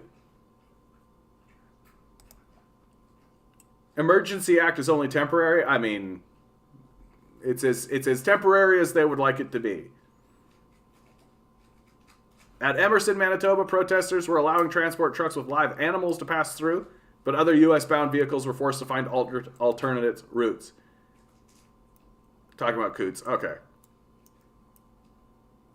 Like, it seems as though this has only emboldened them and only strengthened their resolve. And that all of the... And I just keep looping back around to, like, they're not even talking to these guys. Like, they're not actually even talking to them. Like, that's the concern, right? Oh, is this an older picture? I do know that this sort of thing is happening, though. Like, maybe this picture is old reporting, but like I do know that there are police showing up at these protests, and the protesters are greeting them with hugs and things like this. Like, it is happening. Oh yeah, let's rag on Elon Musk a little bit. How Elon Musk tricks his fans and the media. What he says on Twitter. Step 1. Tell everyone that you are generously selling your stock to pay $11 billion in taxes, becoming the biggest U.S. taxpayer. Step 2. Tell everyone that you are generously donating $5.7 billion to charity, becoming one of the most charitable persons in the U.S. Step 3. Collect praise from fans. Shit talk on Twitter. What he actually did. Step 1. Be forced to sell $11 billion in stock rewards before they expire. Lie and say it's to pay taxes. Step 2. Transfer $5.7 billion to a fake charity that you own to deduct it from your taxes. So you end up paying almost no taxes despite being the richest man alive. Yeah. Billionaires don't pay tax. Like what are you even talking about? Like, literally, he takes $11 billion in stock rewards that were expiring anyway, right? So just slough it over, say it's to pay taxes, and then $5.7 billion to fake charities, so you can deduct it from your taxes. Like, Elon Musk is absolutely one of the most brutal figures in our... And now, like, the torture monkey story, like, unbelievable that we're all just sitting here being like, Elon Musk, he's so great. He never achieved anything and hasn't actually done anything of note, right? He can't even fucking build a tunnel, right? Can't build a car that doesn't crash and blow up, right? Unbelievable. Not even being the richest man in the world was enough for Grimes to stay with Musk. Well, and by any account, he's a real asshole. Like, really. Anyone heard from Isabella Gamp? Hope she's doing well. I've been seeing her active on Twitter and all of that. I'll be seeing her on March 17th for sure with the protest. I hope she's doing well too. I really do, because like, what a powerhouse, what a force in the conversation. If you ask me, that and this is what I'm talking about. Like, if somebody like Isabella was actually allowed in the conversation, right? She'd bowl these people over. Like when I listen to Isabella talk, I'm listening to someone tell the truth, that there's truth in coming out of her, and she's not willing to take any shit from anybody. That's the best part. She's not willing to take shit from anybody. She doesn't care if she's talking to the Prime Minister of Canada. She's going to level it, right? And the capitalist class can't have that in the conversation. They genuinely can't. Like, the day that they allow the socialists and the communists and the anarchists and any leftists of any stripe a seat at the table is the day that the empire has, like, it admits that it's capitulating, right? Like, it's not capable of engaging us in legitimate conversation because it knows that it's fraudulent. Like, and its most ardent defenders are just retreating into fantastical absurdism, right? Like, just word salad nonsense that's so debunkable you could do it like in real time as they're talking. Like, it's not difficult anymore because they're no longer interested in a conversation. They're just interested in looking like they're having a conversation. That's all. It would be a raising a flag over the Reichstag moment. Maybe not so dramatic, but yeah, like, can you imagine even something as simple as, like, the agenda with Steve Paikin?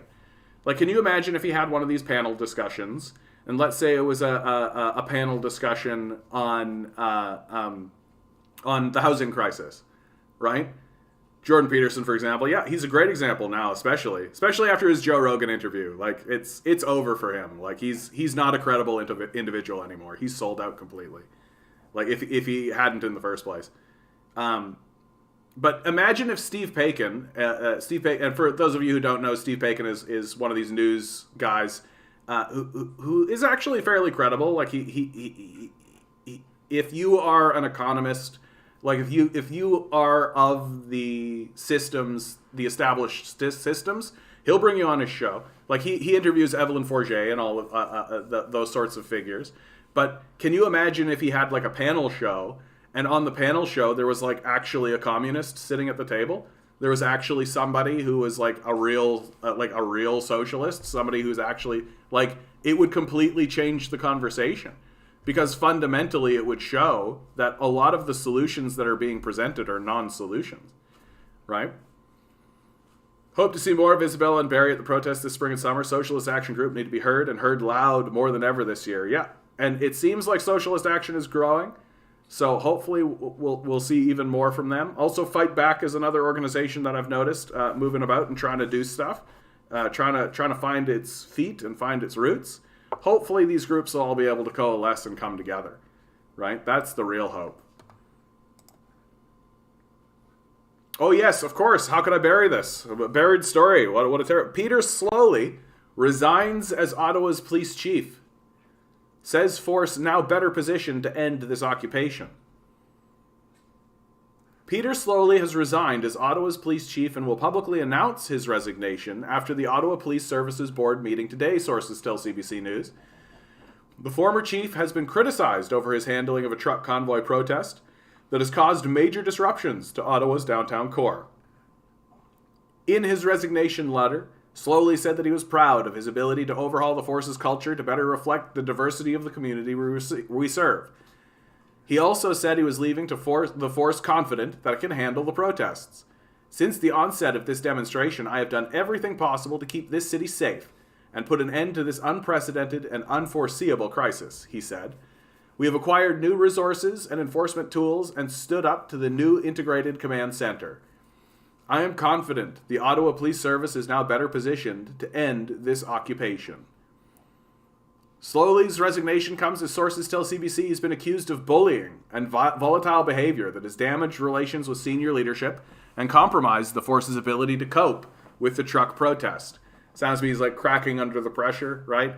Multiple sources have told CBC News that Slowly allegedly belittled and berated senior Ottawa Police Service officers in front of their colleagues and has failed to put forward a solid operations plan to end the crisis. Sources say he allegedly has come into conflict with members of the OPP and RCMP tasked with assisting the city's law enforcement efforts during the crisis. Sources both inside and outside the police service said Slowly has a short fuse and is quick to yell at members of his senior leadership team. Since the protest and subsequent occupation of downtown Ottawa began, at least 3 incident response commanders have been reassigned after working with Slowly, the sources said. One incident commander who was reassigned described Slowly as having no rationale for his decisions. This will all come out in a review, another reassigned incident commander told CBC News. I can't say any more. The sources spoke to CBC News on condition they not be named because of concerns about career repercussions. Chief sidesteps allegations. CBC News emailed Slowly and the Ottawa Police Service on Sunday and multiple times on Monday to seek comments on the allegations.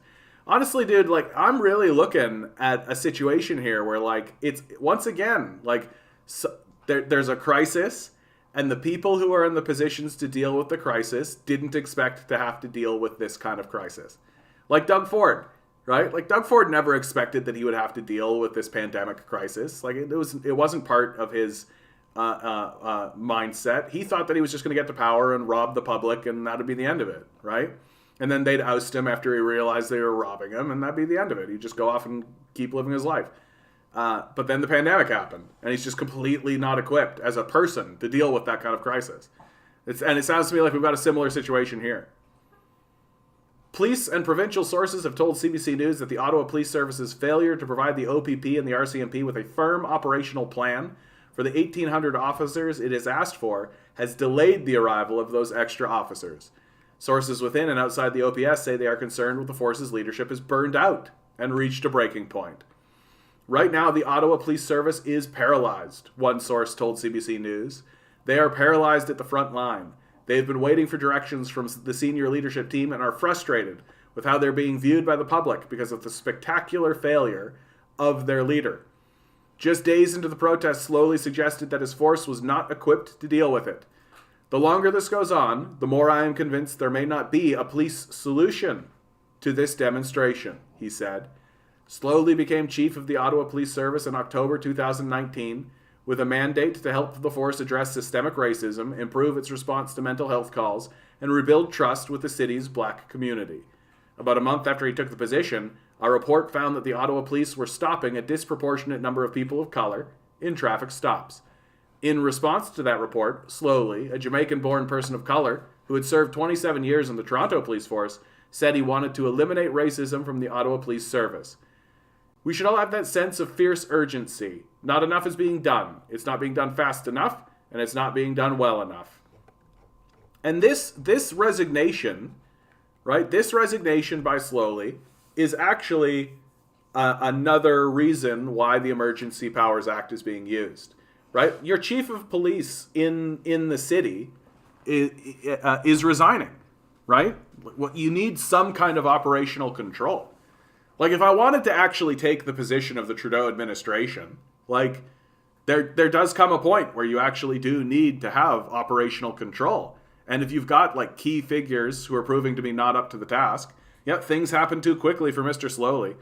Yeah, and I think he just wasn't up to the task. It's not what he signed up for, right? Which makes sense. Like, who signs up to be the person to deal with an overwhelming protest, right? Especially one that he must be receiving pressure about what to do about this. Are they going to clear it out? Like, what's the plan? What's the plan, Stan? And I think that there's just a bit of calcification. They don't know what to do, right? And because, like, you know, these are white truckers. That's really what it comes down to, doesn't it? Like, these are white truckers. So they can't, like, go in guns blazing the way they could if they were, like, you know, people of color, right? If this is like a Black Lives Matter thing and they were blocking down the streets, blocking down the bridges. I love that there's almost complete consensus on that, even on the right. I haven't even heard a single right-winger speak back to this point, which is like, if this was an indigenous population trying to do this, it would be already over. They would have dusted this up already. They would have known exactly what to do. I had a debate with a conservative who tried to argue that Trump, Elon Musk, Jeff Bezos are good people. Oh yeah, okay. And able to increase the standard of living of everyone. If you challenge that position, they think, leave me hanging. Yeah, trickle-down economics just doesn't work. Like, it doesn't, there are just people who are retreating into fantasy. Like, that's really all it is that you're retreating into, like, you make a decision that the system is working and it has to work because it's our system and it's got to be that way. And they're not going to change their mind until the place is on fire. Like, they're not going to change their mind. And maybe they won't. Like, that maybe they'll be like the white people fighting against segregation or fighting against the elimination of segregation, right? Where they still think that black people should be segregated, but they've just been browbeaten. Like, they've just been beaten into silence, right? And they'll come surging back, right? Like, the same people who are trying to keep black people out of white schools are the same people who are supporting Donald Trump, right? It's the same. It's the same groups, and the most shamefully is that they're not actually is that now they're not even willing to teach the history, right? Pierre Poilievre argued for a trickle-up economy. He got my vote. Yeah, but this is why he's dangerous, right? Like, he's figuring out the buzzwords.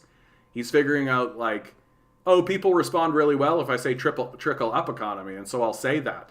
But the reality is he's going to give a bunch of money to the billionaire class, and they'll keep it. Like, that's the role of the Conservative Party, and it's going to stay that way. Like, I don't understand why anyone thinks that Pierre Poilievre would be the guy who would change that. There was another conservative who said that segregation was socialism. Like, brutal. Fucking brutal. You mean the working class pays the bourgeoisie? Isn't that capitalism? No, I mean, trickle up is usually in reference to, like, you should give money to the working class, and then the working class can actually use that money to buy stuff. All the money does end up going into the hands of the bourgeoisie anyway. That's what's so stupid about this whole thing. Like, the resistance to the basic income, the resistance to these support services, the resistance to all this kind of stuff. It's like, all that money is going to end up in the hands of the capitalists anyway. Like, why don't you just let it funnel through the hands of the working class for a minute? Like, let people actually get food. Let people actually get shelter before the capitalist class gets it. Right? Like, it's so fucking dumb. Like, it's just dumb what we're doing. Like, it's not working. It's obviously not working. It's even abandoning it's abandoning truckers. Like, really, let's stop and think about this for a minute, okay? That the system has gotten so incapable of actual function, right, that it's starting to abandon fucking truckers, right? The people who actually, like, are the lifeblood of the economy, right? If truckers are not shipping goods back and forth, then we don't get goods. It really is as straightforward as that. And the system is abandoning them too. Like, who is this system even working for anymore? Right? The only people it's actually working for are the financiers, are the people who have erected this false economy, right? That doesn't actually matter. Where will your billions take you when your planet is scorched and there's no one left? Yeah, it's very similar to that, like, only when the last river is polluted will white people see that you can't eat money. I know, buddy. I know, right? Imperialists. Someone on Reddit argued against the basic income with his list of reasons. I told him it was cheaper. I instantly want the discussion. Yeah, exactly. Like, it is cheaper. Like, this is what floors me about the basic income conversation, is that we're not leftists are not using their most powerful tool, right? Like, it's cheaper. Like, that's the start and end of the conversation. That it solves a bunch of problems, it's cheaper. Does it come with its own subset of problems or inadequacies? Sure, right? But the problems that it solves are better than the problems it creates. Very straightforwardly. And one of the major things is that it's cheaper. Like, why make 1 billion when you can make 5 billion instead by stealing the wealth of the worker? Oh, and if that doesn't work, we're just going to say the corporation or socialism because of government intervention. Yeah, right? Because when the government does stuff, that's socialism. Like, people don't actually know what these words mean.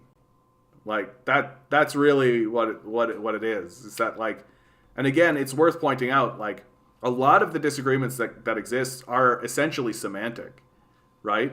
And if you don't know what communism is or what socialism is or what these words mean, then you can say whatever you like.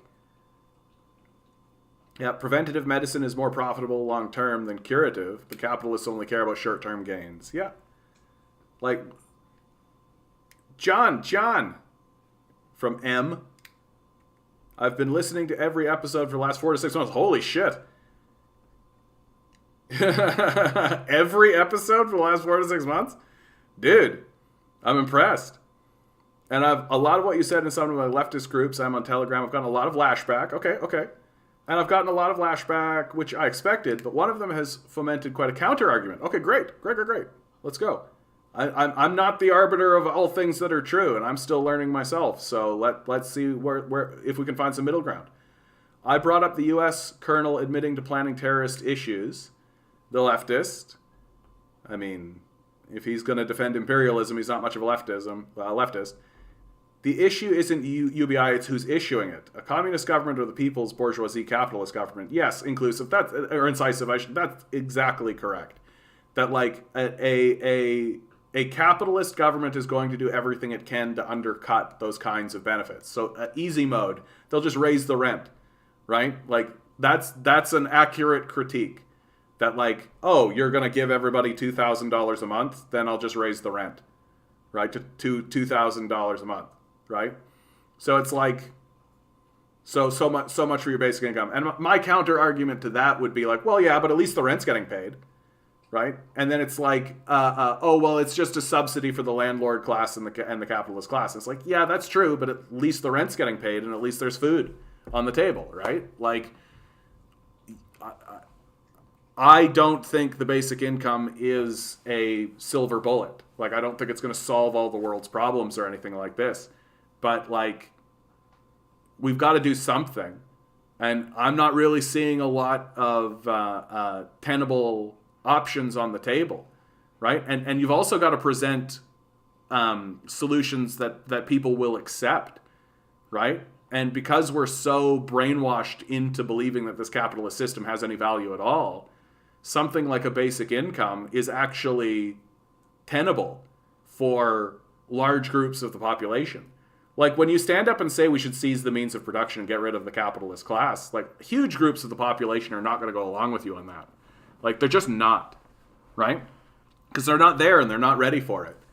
But they can perceive something as a basic income and be like, oh yeah, okay, like why shouldn't we have that kind of support system? Isn't that like a real free market solution? Like doesn't that solve a lot of our problems? And yeah, sure, maybe it creates other problems, but at least we're attempting to address. And to me, this is the most important point. Like this, what I'm about to say here is the most important point. At least it's an attempt and an admission that there's a problem, right? Right now, our governmental systems avoid solutions like they're the plague. That all solutions need to be free market, incentivized based, all that kind of stuff. Whereas the basic income is a new way of approaching problems. And at least it's an admission that there is a problem, and at least it's an attempt to solve that problem, right?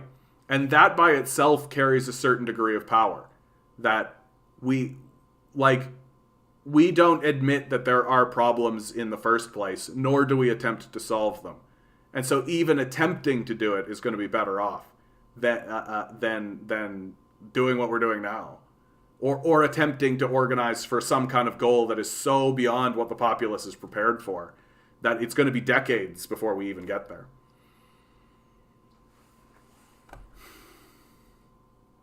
I totally just like a libertarian who said we should just cooperate with each other and should love each other. Yeah, I mean, wouldn't that be nice? Group said that's true, but China took that excuse and used it as a vice to actually do a genocide. Yeah, I mean, like, sorry, man. Like, I don't think you can actually be a leftist while pretending like the Uyghur genocide exists. Like, it's very much like a far right propaganda position. Like, yeah, where's the refugee crisis? Like, where's the fucking evidence? Honestly, dude, like, if you want the talking point against the Uyghur genocide, here's the number one talking point that we should be using. And we should be using it on leftists as well, or people who claim to be leftists. Which is, when people commit genocides, they don't do it in secret, right? When the residential school system was erected here in Canada, we were very open about it. I can show you the arguments that were used in Parliament and the vote that was taken in Parliament. It's done very publicly, very openly. When Hitler committed to the Holocaust, he said that he wanted to do it in a book that he wrote years before he was elected. He was elected having written a book that called for the genocide of the Jewish people, right? And when he got into power, he did it, and he did it in the open, It wasn't a secret, right? When the American Empire committed to the enslavement of the black population and the genocide of the First Nations people, it was openly done and discussed in the halls of power. You can look at the documents.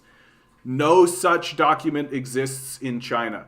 That the best that you can do is show a document from a like police service kind of thing and say, oh, this could be abused in order to do this. And it's like, okay, great. But you don't actually have them talking about their intention to commit to a genocide, do you?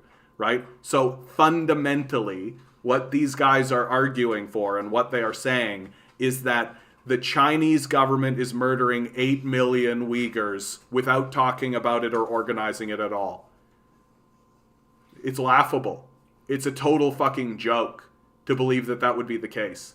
How could that even be done? Like, what kind of superpower are you ascribing to the Chinese government that other governments haven't had in the past, right? When governments commit to genocide, they're open about it. They don't hide it. And this idea that the Chinese are somehow committing a genocide against the Uyghur population while the Uyghur population increases without discussing it and without evidence of like a refugee crisis or anything is a fucking joke. Like you can't actually be a serious commentator and take this position, especially on the left. Like, Americans will lie in order to foment war. We've seen it. They're doing it. Wise up. Well, under communism, you don't really need UBI since everything would be provided for you anyway. I mean, that's the whole idea, right? Until Western imperialists can address and properly provide reparations for the ongoing colonization. That's a whole other aspect, isn't it? Of indigenous peoples, they get no say in what China does. Yeah. By the way, John, isn't a suggestion you should replay your video and visualization? Oh, yeah. Not a bad idea, right? Not a bad idea. I could just do it. I've got the chips right here, right? You wanna go down? Let's go. Let's go down the rabbit hole, right? I've got my box right here, right? Here, let me get myself on the screen so I can actually see. Yeah, here's my box, right? Here's my little thing, right? So I'm just gonna open it up. This is always fun, and it is right to do, right? So let's say that's $100,000. Okay, I got a poker chip here. It's worth $100,000. Okay, so $100,000 is like the salary of a doctor, lawyer, engineer, right? You got a doctor, lawyer, engineer, politician, right? $100,000. A junior politician. Politicians usually make more like $200,000. So okay, so there's $200,000, right?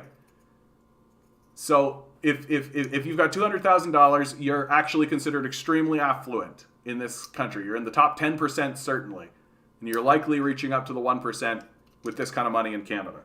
So you got 1, 2, 3, 4, 5, 6, 7, 8, 9, 10.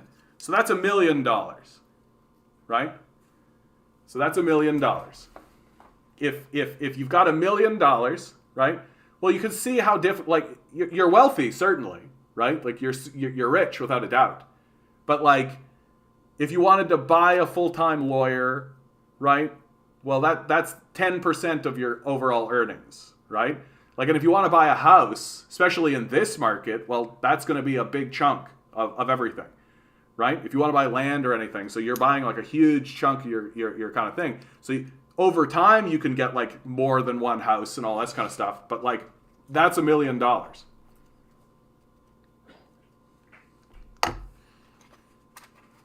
So then we start getting into the conversation, right? So that's $2 million. Whoops.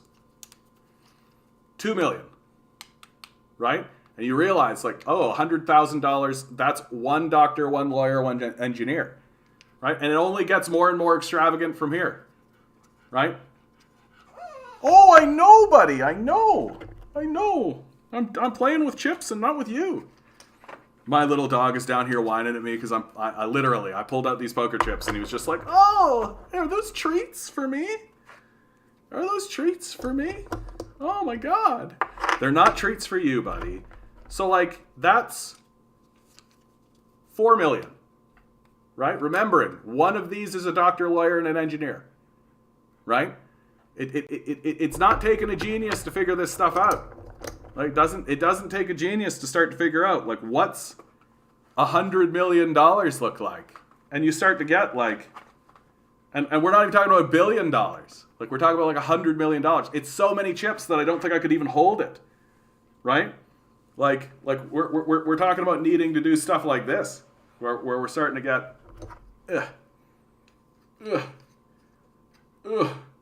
Let's do a little stacking. I wish these were Oreos. That's what I wish. I wish these were Oreos. Right? You're starting to see it, right? And this is only like 100 million. This isn't even getting to it. And you could just keep building. It gets disaster, right? And like all unstable systems, which billionaires are, I should do another video like this, just to update it, because like it's people don't really appreciate how much $1 billion fucking dollars actually is. Anyway, we're having fun. Okay, buddy, I'm gonna let you sniff this, so you realize it's not for you. It's not for you. Okay. My it's so funny. My dog is literally looking at me, being like, "Those are treats. Those are definitely treats for Milo." No, they're not, Milo. I know. They're called chips, but they're not as tasty. If you want communism... Oh, let's get rid of this. If you want communism in the West, then you're going to have to give it a new name. I mean, there is that, right, Matthias? Like, that's a big problem, right? Like, people just hear communism and they just are like... And they just... Like, you can see something fritz in their brain. They're just not capable... It's reefer madness. But I don't think that that's true. Like, I don't actually think that's true. I think that what happens with this kind of stuff is that the younger generation comes up and they see that it's reefer madness. Like, it's exactly what happened with marijuana, right? That everybody was just like, this is fine, right? And the reefer madness just dissipated. The older generation wasn't able to maintain its intellectual credibility in the eyes of the younger generation, and so they capitulate, right? And I suspect a similar thing will occur. Oh, do you want to come up, buddy? Do you want to come up? You want to come up? You want to say hi? No. And they provided me with articles to the opposite. Articles saying almost all the countries surrounded by country are deporting refugees, and articles saying that Turkey... Well, read those articles. What's the source? You're going to see Radio Free Asia, right? Like, let's just talk to this point here, and let's see what you have to say. Holy God, I had to put together my phone, crapped out, rewriting it from scratch. Refugee crisis. Forward me articles. There is a refugee crisis. Yeah, okay, so who's the source? You're going to find Radio Free Asia, right? Right? Like, look at the sources. Because the lies that places like Radio Free Asia, like the lies that these places are espousing, are absolutely intense. And don't forget that amidst all of this, the CIA is actually moving around Uyghurs into Syria in order to train them specifically to do terrorist activity throughout China and Syria. Right? Like, the CIA is deeply involved in all of this. Like, but do me a favor. Like, look at those articles. Find the source. Right? There's always a source. Is it Radio Free Asia? Is it Adrian Zenz? Is it the CIA? Right? Like, then they're lying. Very, very, very straightforward. Like, they're lying.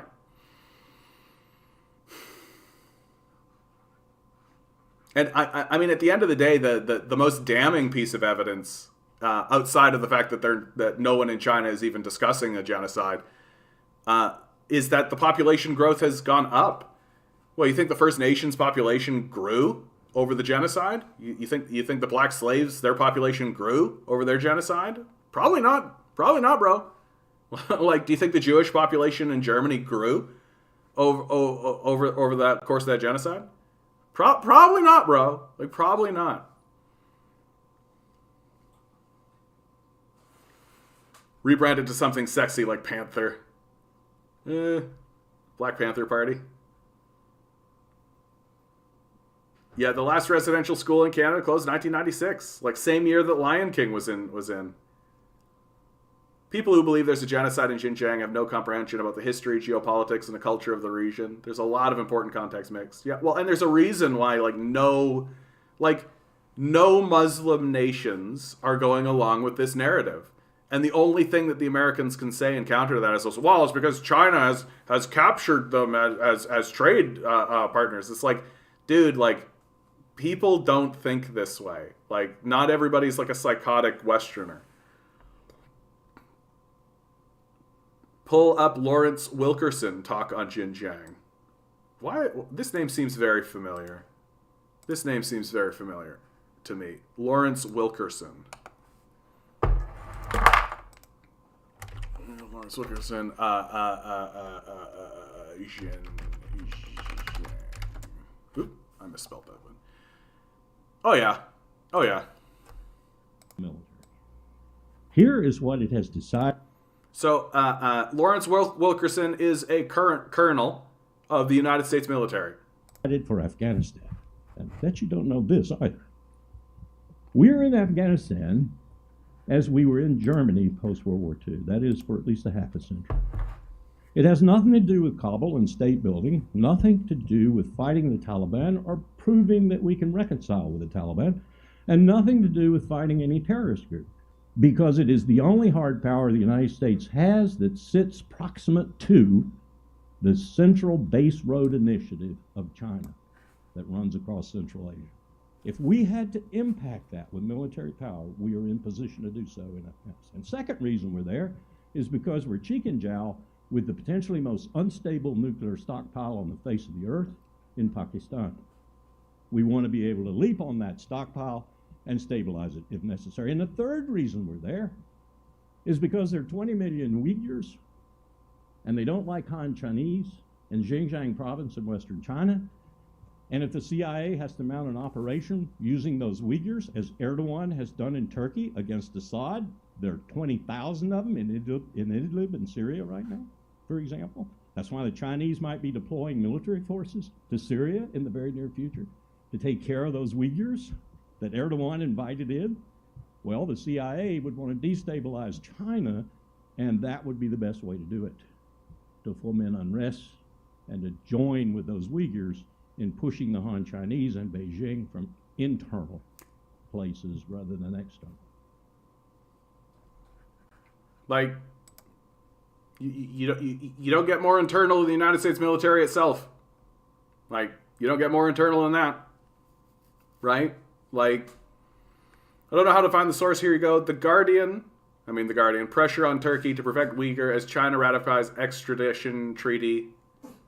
The quote is 50,000 Uyghur refugees in Turkey. Yeah, because the CIA is bringing them in and training them as terrorist organizations through the Eastern Independence Turkasian movement. I'm fucking this up. It's the Eastern Islamic Turkasian movement. I believe that's the name of it. It's a terrorist organization that was taken off the terrorist list in the United States, and so the United States is, what are they doing? They're training Uyghur terrorists specifically to foment this exact point, this exact idea that China is committing a genocide. Look, here's these Uyghur refugees, literally funded by the CIA, literally sent into Turkey and Syria in order to foment unrest, right? Like literally. Like, this is what the CIA is doing. And you've got, like, people like this Lawrence Wilkerson fellow who is a whistleblower on it, right? He's literally standing in front of you being like, yeah, this is what the American military is doing. And then your buddies is turning around and being like, well, it's actually a genocide because the CIA doesn't exist and we don't need to pay any attention to the lies that the CIA propagates, right? And really, really also on top of this, right? 50,000 Uyghur refugees is ridiculous, right? What's the terrorist group called the USA took off? It's the EITM, the Eastern Islamic Turkasian Movement. I think that's correct. Someone please correct me. I think I am getting it wrong. So let's get that clarified. The EITM stands for. No. You're fucking with me. Terrorist group. The East Turkasian Islamic Movement. It's the ETIM. My mistake. This was taken off of the terrorist lists by the United States specifically so that they could use them to do exactly this. And also, dude, like, if you're trying to convince me that 50,000 Uyghurs is a refugee crisis, like, look, if there's 8 million dead Uyghurs, there's 8 million running, right? It's just like with the 100 million dead narrative in China, right? If you've got 100 million dead, you have 100 million running, right? When the potato famine happened in Ireland, it killed 1 million people. Well, that means you got 1 million running, right? You're 50,000 people running from an 8 million. Like it's not like that's a statistical error.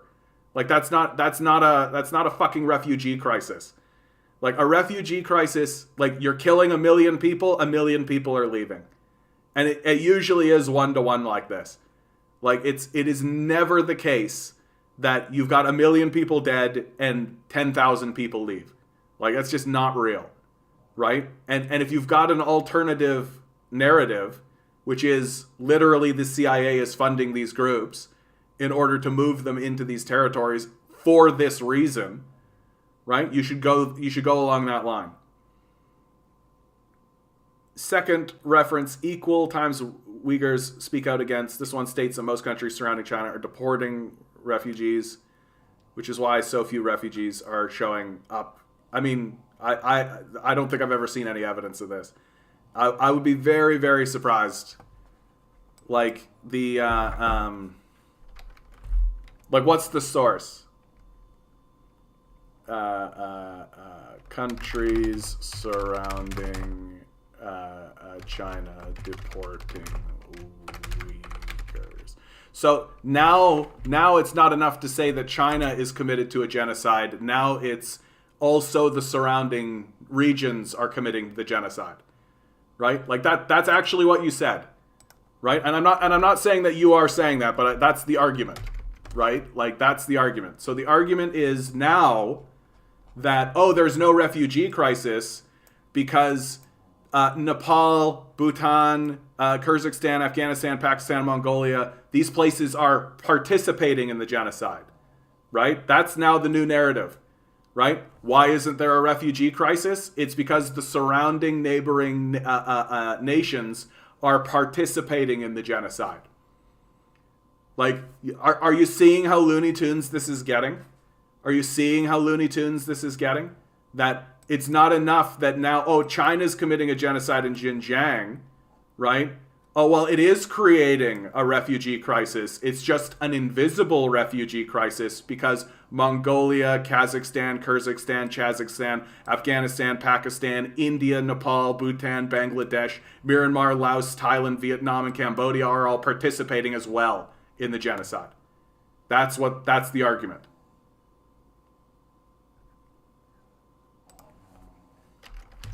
Equal times Uyghur refugees speak out against. Okay, so again, you got to look at who's the source, right? Who's the source? Like, if you believe like Yomi Park, then you think that North Korea is some evil kind of place. But like, she's like the most untrustworthy source possible. I mean, like, already with the picture, like big, huge genocide going on here. A Uyghur man selling books. Yeah, because genocidal nations definitely let the population propagate their own literature into the populace. That's definitely something that is well known of genocidal periods, right? Oh, I love it. If the Uyghurs had a Richard Gere to give voice to their suffering, their cause would be as well known as that of the Tibetans. Like, the tying of the Uyghur thing to the Tibetans, all this means is that you're illiterate and you're stupid about what's going on in China, right? That the free Tibet movement is as dumb as Western imperialists can get, right? And they're banking on your stupidity and your illiteracy on the subject. Tibet was a feudal theocracy before the Chinese Communist Party showed up. The average life expectancy of the serfs working in the feudal theocracy was 35. I would already be dead if I was living in Tibet as a feudal serf. The Dalai Lama owned serfs, right? So once the Chinese Communist Party moved in and broke down this feudal theocracy, it was able to create reforms. Literacy rates soared, life expectancy rates soared. The populace was able to invest in itself and actually create a more democratic state for itself. So when people say free Tibet, my question is, free it to where, for whom, to what benefit? Yeah, Tiananmen Square is a total fucking joke. Like, it's so, okay, so right off the hop, their primary source is comparing the Uyghur genocide to the plight of the Tibetans' increasing living standards. Oh, the living, like, things are improving for the Tibetans. Things are so disastrous for them. This is like a white supremacy. Just don't actually know anything about the subject. Anyway, but while the Uyghurs face genocide on an equal scale at the hands of the Communist Party of China, no international celebrity has followed in Gear's footsteps to become a spokesperson for the Turkic minority group because it's not a genocide. Tens of thousands of Uyghurs have fled China in recent years since President Xi Jinping initiated a two-pronged policy of subjugation and assimilation in which the Uyghurs are detained in mass in re-education camps. First of all, what is this? Equal times. Like, what the fuck is this? Like, who is this source? Like, who is this? Who is this person? Right? Like, who are these people? Like, you can write a video journalist and writer based in Istanbul. She's covered the Associated Press, The Guardian. Okay, like, not the best, honestly. And like, equal times. Okay. Here we go. With the majority of Uyghurs live. Research at the international media, such as the New York Times. So let's take a look at this. China is detaining. Oh, of course, paywalled. Okay, cool. So not worthwhile. Like, honestly, like, paywalled. Q Radio Free Times or Radio Free Asia. Here's yes, I love this. Right, this is the data and charts, the Xinjiang Data Project. So what they've done is they've taken documents from police centers and prisons, and they've decontextualized them from those situations. There are still prisons, right? There are still police services that still need to deal with the fallout of the war that's unfolding, right? On the border, right? It is a border crisis, but it's because of the Afghanistan war, right? And they're taking these documents and then pretending like this is the ruling party's large universal way of dealing with Uyghurs, right? So, like, if you have a if you have a Uyghur in a detention center and you have a policy for the Uyghur in the detention center, then these people treat that as if it's how it's happening in the world. And you're telling me that American prisons don't have rules for how to deal with minority groups? You're out of your mind, right? You're out of your fucking mind, if you ask me. Like, this is as disingenuous as it gets. It doesn't get more disingenuous than this. Indicate that up to 1 million Uyghurs are currently in prison. Oh, now it's 1 million. Okay, in these indoctrination camps. These camps are the same camps that they use in France, Malaysia, right? So I guess France is also doing indoctrination camps. Or how about the literal concentration camps on the American-Mexican border? Like, if they started teaching those Mexicans English and gave them some basic skills like welding, and then released them into the American populace, genocide, right? Such a fucking huge-ass genocide. The suppression of their culture, language, places of worship. I mean, literally, they are in a bookshop. Like literally. And like, this is so debunkable. Like, this, I'm sorry. It's so China walk Xinjiang. Like, Yeah, China sucks at genocide. Boy, howdy. Really feeling the genocide here, man. Holy cow, guys. Like, man, I've never seen anything more devastating. Right? Like, boy, howdy. People are really fleeing for their lives. Right? Man, so suppressed. Like literally do like a walkabout video in Xinjiang, right? Talk to the people who have literally gone to Xinjiang. Yeah, really suppressing their culture, eh? What a huge suppression of their culture. Can't even believe it. Can you believe it, guys? Wow. While a certain number of radicalized Uyghurs have crossed Turkey's borders to join the they're admitting it at least, that the Islamic State in Syria, Chinese authority have used this fact to place the entire ethnic group under suspicion, using a nebulous concept of terrorism that is far from the United Nations definition. Look, this isn't difficult to understand. The reason why China needs to increase security measures in Xinjiang is because of the refugee crisis that occurs after the Afghanistan war, right? That Afghanistan is being blown apart by American forces. Literally, the CIA is walking around in Kabul shooting kids in the street, right? Like, we like, for fuck's sake, like, CIA killing kids in Afghanistan. Like, this is fucking well reported, well understood. So you've got CIA death squads walking around in Afghanistan, murdering children openly in the streets, destroying infrastructure, destroying people's quality of life. It's going to create major refugee crises. And so a bunch of these people are fleeing through the Wakhan corridor into where? Oh, look, it's Xinjiang, right? And while this crisis is going on, you've got the United States, the same people who are shooting kids in the streets, taking the radicalized Uyghurs and the radicalized people in this area, right? Training them, shipping them over to places like Turkey, Turkmenistan, right? Into Syria, all across to do their proxy warring for them, right? And the Chinese are doing everything they can to deal with this crisis, right? And one of the major ways that they've chosen to do that, vocational schools, right? And what's the alternative? Bombs? Right? That's the American solution.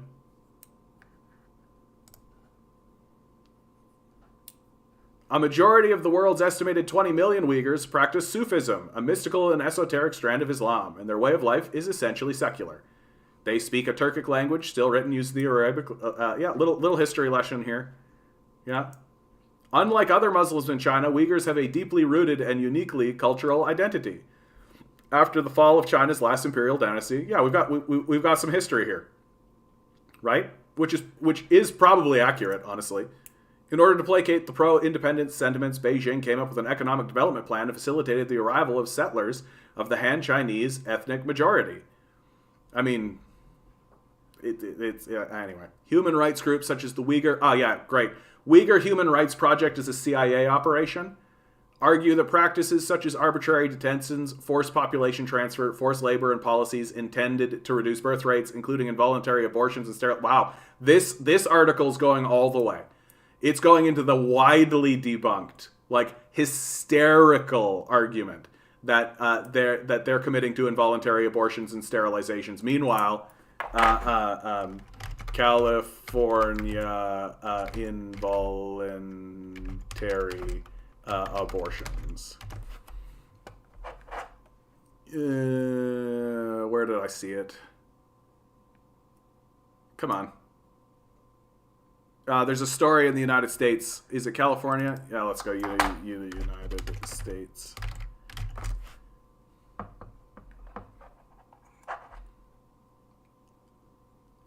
Anyway, I'm not actually finding it, but there are cases in the United States of no, it's not abortion. United States involuntary sterilization. Yeah, Supreme Court ruling that led to 70,000 forced sterilization policies in the United States, targeted minorities, eugenics in the United States. Yeah. America's forgotten history of forced sterilization, involuntary sterilization in the United States. So this is classic deflection, right? Like, don't actually look at the accusations of sterilization and the confirmed stories of forced sterilization that exist in the United States. No, we'll just deflect that, even though there's literally no evidence, right? There's literally no evidence of this. That the people who have come out and said that this has happened have been widely debunked, even by the CIA itself, which is why this narrative doesn't propagate very much, right? Because I remember when the BBC did their hit piece on these camps, which incidentally, they went into these concentration camps, and what did they find? A vocational school. That's what they found. Not only a vocational school where they released the people at the end of the night. Like, it's getting to the point of absolute absurd stupidity at this point. Like, go watch that BBC documentary. It's on YouTube, right? Like, I've done a shakedown of this, right? I've done a BBC. I know, buddy. I know. Uyghur. Yeah, this is the one, right? But she. Like, literally, what do? They go into the school. They show that it's a school. They call it an internment camp. Look, people dancing, so spooky and scary, right? They talk very briefly to the people who are actually running the school. Spooky overhead shots, right? Spooky shots of, like, actual prisons, right? They go to an actual prison and get these shots to intersplice it, as disingenuous as it can get.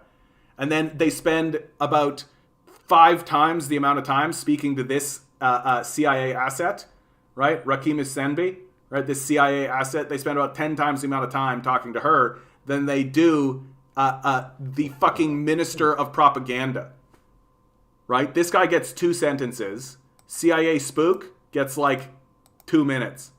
Like, it's fucking unbelievable, this hit job. And then what happens at the end of the night? Oh, they actually release these people. Like, here they are waiting for their bus. And you might be sitting there being like, man, seems like high security. It's like, yeah, a lot of these people are fleeing literal terrorist organizations. Like, literal places that are like, you left, we are going to hunt you and kill you. This isn't here to keep people in. It's here to keep people out. Right? Like, it's just becoming fucking embarrassing, honestly. And it's so fucking yeah, look at all those dead bodies, I know, right? Search Urumqi Metro, capital of Xinjiang, then compare U.S. metros. Yeah, exactly. That's actually a good point, dude. Like, if you actually show these places side by side. Also, there's a high-speed rail line to Urumqi that connects to the main Chinese network. Canadian and American natives wish they could be so oppressed. Yeah. Indigenous women in Canada are still subject to forced sterilizations. Yeah. Hey, Bread Bunny, how you doing? If you find in page pressure from Beijing, a majority of Asian countries, including Thailand and Malaysia and Egypt, deport. Blah, blah, blah, blah. This is what the group was saying. Okay. So, like, it's going to be more of this shit, though. Like, it's just, like, lies that are so embarrassing that even the mainstream can't report it. Human Rights Watch. Oh, okay, great. Getting the same thing. Child repression, yeah. Like, if you listen to Human Rights Watch, you're believing the Iran-Contra stuff. Egyptian authorities should not deport dozens of detained Chinese Muslim Uyghurs to China, saying that they are serious risk. I mean, again, though, like, so these Egyptians, they've got dozens. So they've got dozens of Chinese Muslim Uyghurs, right? Are these the CIA-trained terrorists? Do we know? Are they going to report on it? Probably not, right? Like the Kuwait incubator baby story, exactly, right? Like, and it's just more of the same dumb bullshit, right? It's just more of the same dumb bullshit. Like, you know who I actually trust more on this issue? The diplomat from Pakistan. The diplomat from Pakistan went to Xinjiang and he was like, yeah, these are fine, right? The Myanmar actually said that, like, yeah, this is how you deal with it. You're getting tons of Muslims saying, like, yeah, like, Islamic terrorism is a real struggle, and you got to do something about it, right? Like, this idea that the Muslim countries are just going along with a genocide of a Muslim population for money, it's just fucking racism. Like, it's just straight up xenophobic racism. It's just fucking brutal, and I'm so tired of seeing it, right? Look. And do you know how fucking easy it would be to find a genocide? Right? Like, do you know how easy it actually would be? Right? We have satellites, for Christ's sakes. Like, we've got fucking satellites in space. You're telling me that they're systemically exterminating 8 million people, that they're killing, they're suppressing a Uyghur population, and you're telling me you can't get a picture of it from a satellite. I think you're full of shit.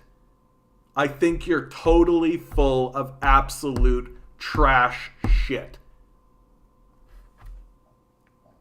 Puerto Rico endured a lot of involuntary sterilization, yeah. Yet CNN filmed an elementary school and called it a camp. I mean, my favorite, if you want my absolute favorite of how low these guys are willing to go, like, the BBC documentary was at least attempting to present things, like, as accurate as they saw them. But the Vice Uyghur documentary, or the Vice Chinese one, this one, like, this is brutal what they do. Literally the entire thing is staged actors, and at the end of it, she's literally, like, walking around in this area, just acting scared. Like, here's a moment where they, like, confront somebody who's following them, and it's like, paid actor. Like, you're kidding me? Like, you don't think that these guys are paying these people? Like, it's Vice, for God's sakes. Like, it's the Rupert Murdoch network. And, like, she's acting as though looking at this school, like, look at the barbed wire. It's like, yeah, dude. Some of these people are the children of literal terrorists in active terrorist organizations. They're not doing it to keep the children in. They're doing it to keep the terrorists who want to come and get their and kidnap these children out. Like, it's so shameful what these people are doing. And the mainstream media wonders why it's losing credibility, right? It's just incapable of even the most basic skepticism. By the way, John, I hope you didn't start off on the wrong foot. You seem more informed. I don't know, bud. I don't know who you are. This is the good to see you. You take care too. I wonder how I'll ever convince the Telegram group of this. They seem so hopelessly bought in the Uyghur genocide. God knows why. I know exactly why. It's because it's coming from their press, right? And it's so big of a lie. It's so extravagant. Like, this isn't a reporting error, right?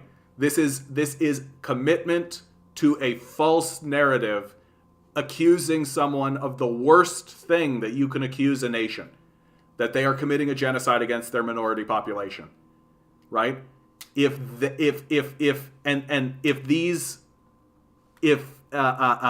To believe that your country is capable of this lie is to understand that you can no longer trust your media at all.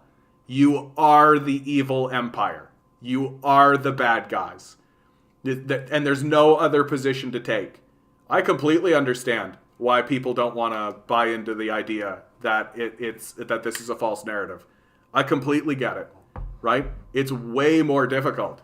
It cracks open your perception of your reality in a way that when you look at, like, the WMD lie, for example, you can still create in your narrative space that, like, oh, that was an error, right? That we were convinced that there were WMDs, but we were wrong, right? You can believe that. You can't do that with this story. It's either that the Americans are telling an overt, egregious lie in order to foment mistrust against the Chinese in its own population, or it's telling the truth, right? And there's no middle ground there. And like, given my experience with the capitalist death cult, I'm happy to look at this and be like, yeah, they're obviously lying. Like they're obviously lying. It's in like there's so many pieces to this puzzle that don't even exist. Like there is no refugee crisis. The counter to this idea that there's no refugee crisis is that, oh, the other surrounding nations are also part of the genocide.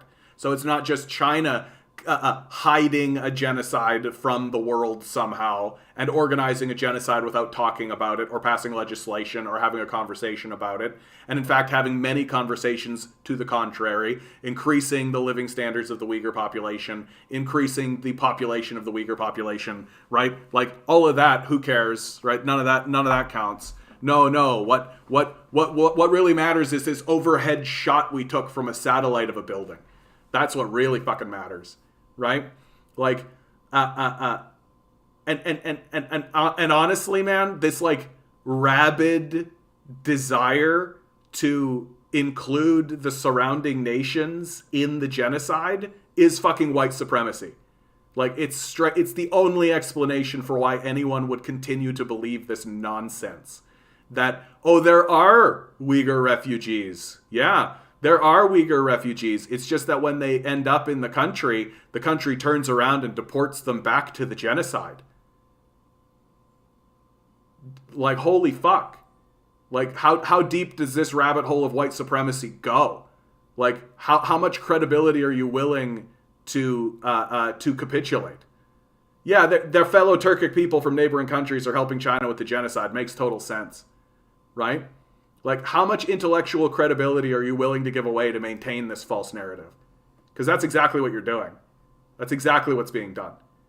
Like Jesus Christ. And at what point, U.S. State Department, there is no Uyghur genocide.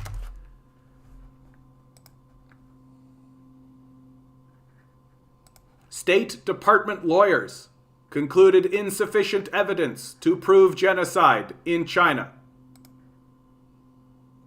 So the United States State Department itself, the United States State Department itself,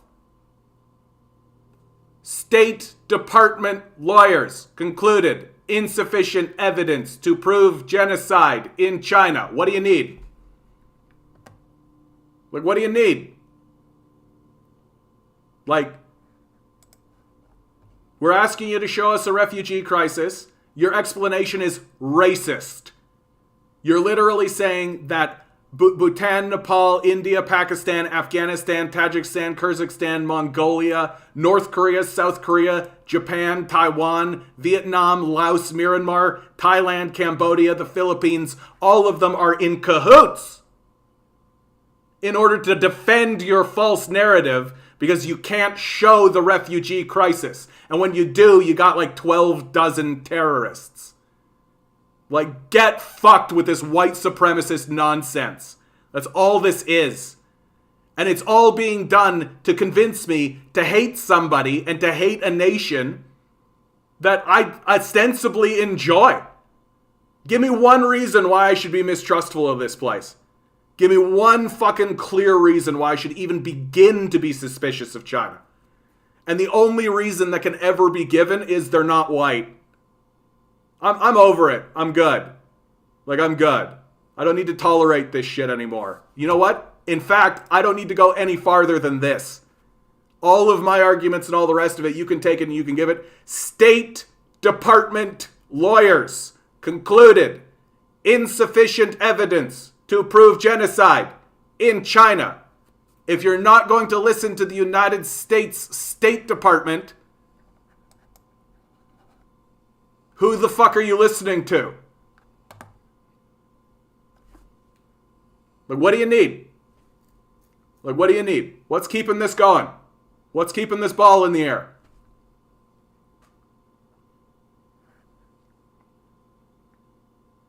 Yeah, sad thing is most people will see the headline and believe it. Yeah, Vice's coverage of the Syrian war is hilarious.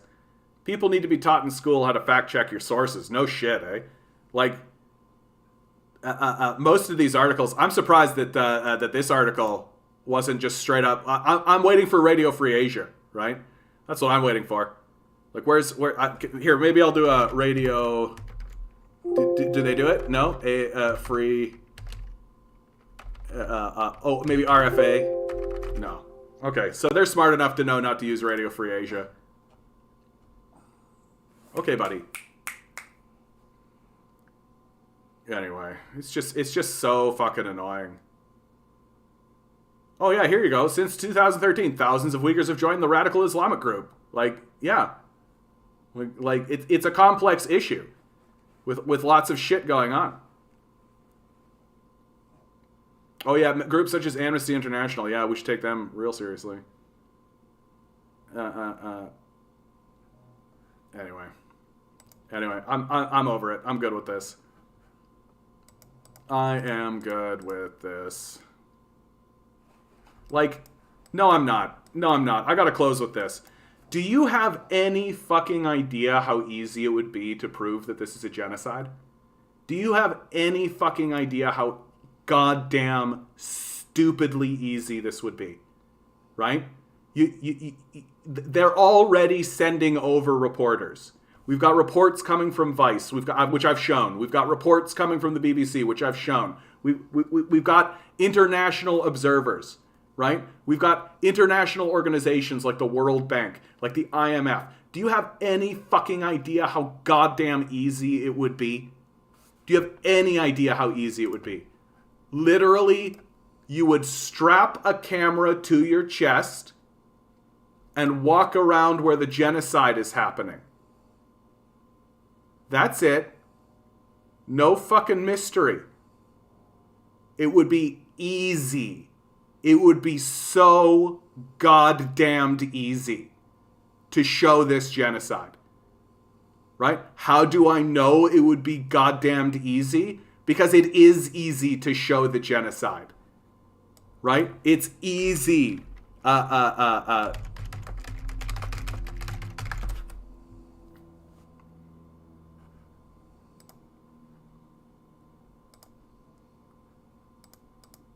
Like, it's easy to show a genocide. By Israeli bombs and it's easy to show it. Fixing them. You don't need to work hard at it. You don't need to fabricate and take sources and do all this kind of stuff. You literally need one person with a camera and send them into the region and walk about. It's not difficult. And they can't do it. Why? Because there is no genocide. It's not difficult to show these things. It's not, and especially, for God's sakes, the Americans don't even need to send in people. They have satellites that can pinpoint and identify people with that kind of pinpoint accuracy. And they can't show us a picture of this genocide. Get the fuck out of here. Like, I'm so fucking over this. At this stage in the game, the only reason left to continue believing that there is a genocide going on in Xinjiang is white supremacy and nothing else. It must be a genocide because they're not white, ignoring our own, like, genocide in Yemen, genocide that is visible and you can see and is easy to see in Gaza. For fuck's sakes, like, you could type, like, Yemeni genocide. Like, dumb Westerners don't seem to understand what a fucking genocide looks like. Has there been a single picture like this come out of China? No. Like, it's time to grow up. We are ruled by a psychopathic empire on the same scale as fucking Darth Vader and Palpatine, going about blowing up Alderaan, claiming it's a defensive measure. Like, It doesn't take a fucking genius to figure this shit out. And what's maintaining this shit? Why am I still seeing this being credibly thrown about? Like, by what credibility do we have? I'm convinced, but you think I'm done trying to convince anyone else in my groups? Even the supposedly leftist ones seem a little hysterical with xenophobia. Like, that's all that's left. Like, they don't have anything left. Like, and they need to be confronted with it. Because that's what it is. And you can't be a xenophobe and a leftist. Sorry, you can't. Like, it's just you can say that you're a leftist, but if you're pro-imperialism, you're not a leftist by any stretch of the imagination.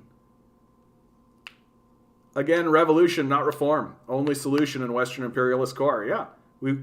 We have to surround the halls of power. And we have to begin the process. And honestly, I'm more or less like we should begin redrawing the Constitution now. So that when we get there, we can present them with it and say, this is the Constitution now. No, we're not actually that interested in you adopting it. We are informing you that this is the Constitution that we would like to move forward with. And again, it's worth pointing out, right? The Western democracies, if you want to call them that, weren't built to respond and work in the needs of the populace. That's not what they were built to do. Right? That the American system, especially the American system, was erected by slaveholders in order to keep power within the hands of the slaveholders. That's the purpose of the American Constitution and the American system. And the Canadian system was built to distribute the edicts of the Queen into the populace. It wasn't built to be like, what are the people saying? Oh, the people would like to build a well here, so let's get the resources together and organize and build the well. Like, they don't care. Like, that's not how it works. That's not what the system does. It's not what it's for. It exists to keep power in the wealth of the nation. It exists to keep the wealthy wealthy and ensure that the poor continue working for them. That's the point of the system. By design. Right? This is what bothers me about people who are walking around saying like, oh, this is crony capitalism. Oh, no, this is just corrupted capitalism. It's like, no. This is the system working as intended. It was designed to work this way. It's supposed to work this way. It's not corrupted. It's functioning as intended. Just because you don't like the outcome doesn't mean it's not working exactly as it's designed to work. Like, sorry. And of course, such a demonic system that's designed to empower a tiny group of psychopaths is going to tell brutal lies about other nations. Right? And this is nothing new. They've been telling these kinds of lies about China, like the 100 million dead under Mao. Like, what a brutal lie. Like, what a brutal, fallacious lie. Right? 100 million people? Are you kidding me? At the time, that's like 10% of China's population. That's like worse than the European plague. Right? Like, that's what they're accusing Mao of in China. Is this unbelievable plague that murdered 100 million Chinese. Oh, and incidentally, like literally no Chinese fleeing to Mongolia, Kyrgyzstan, Afghanistan, Pakistan. None of that. Doesn't exist.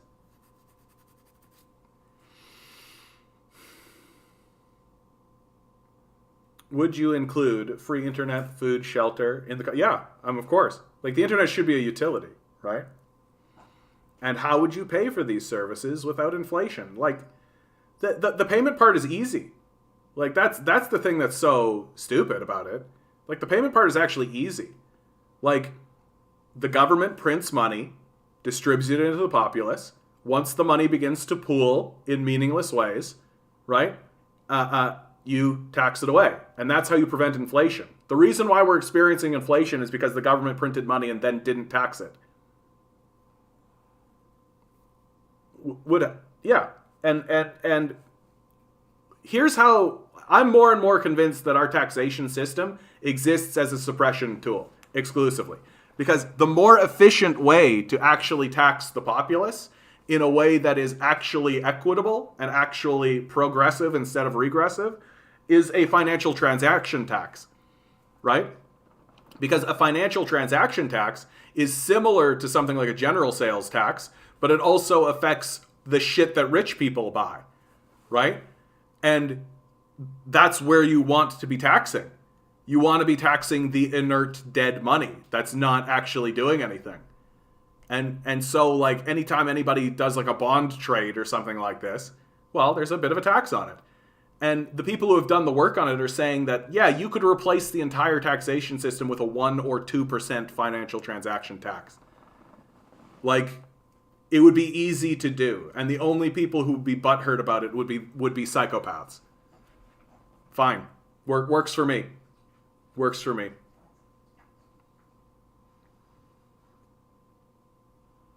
All right, guys. We've reached the end of this one. Weird one today, man. Weird one today. Oddly tiring.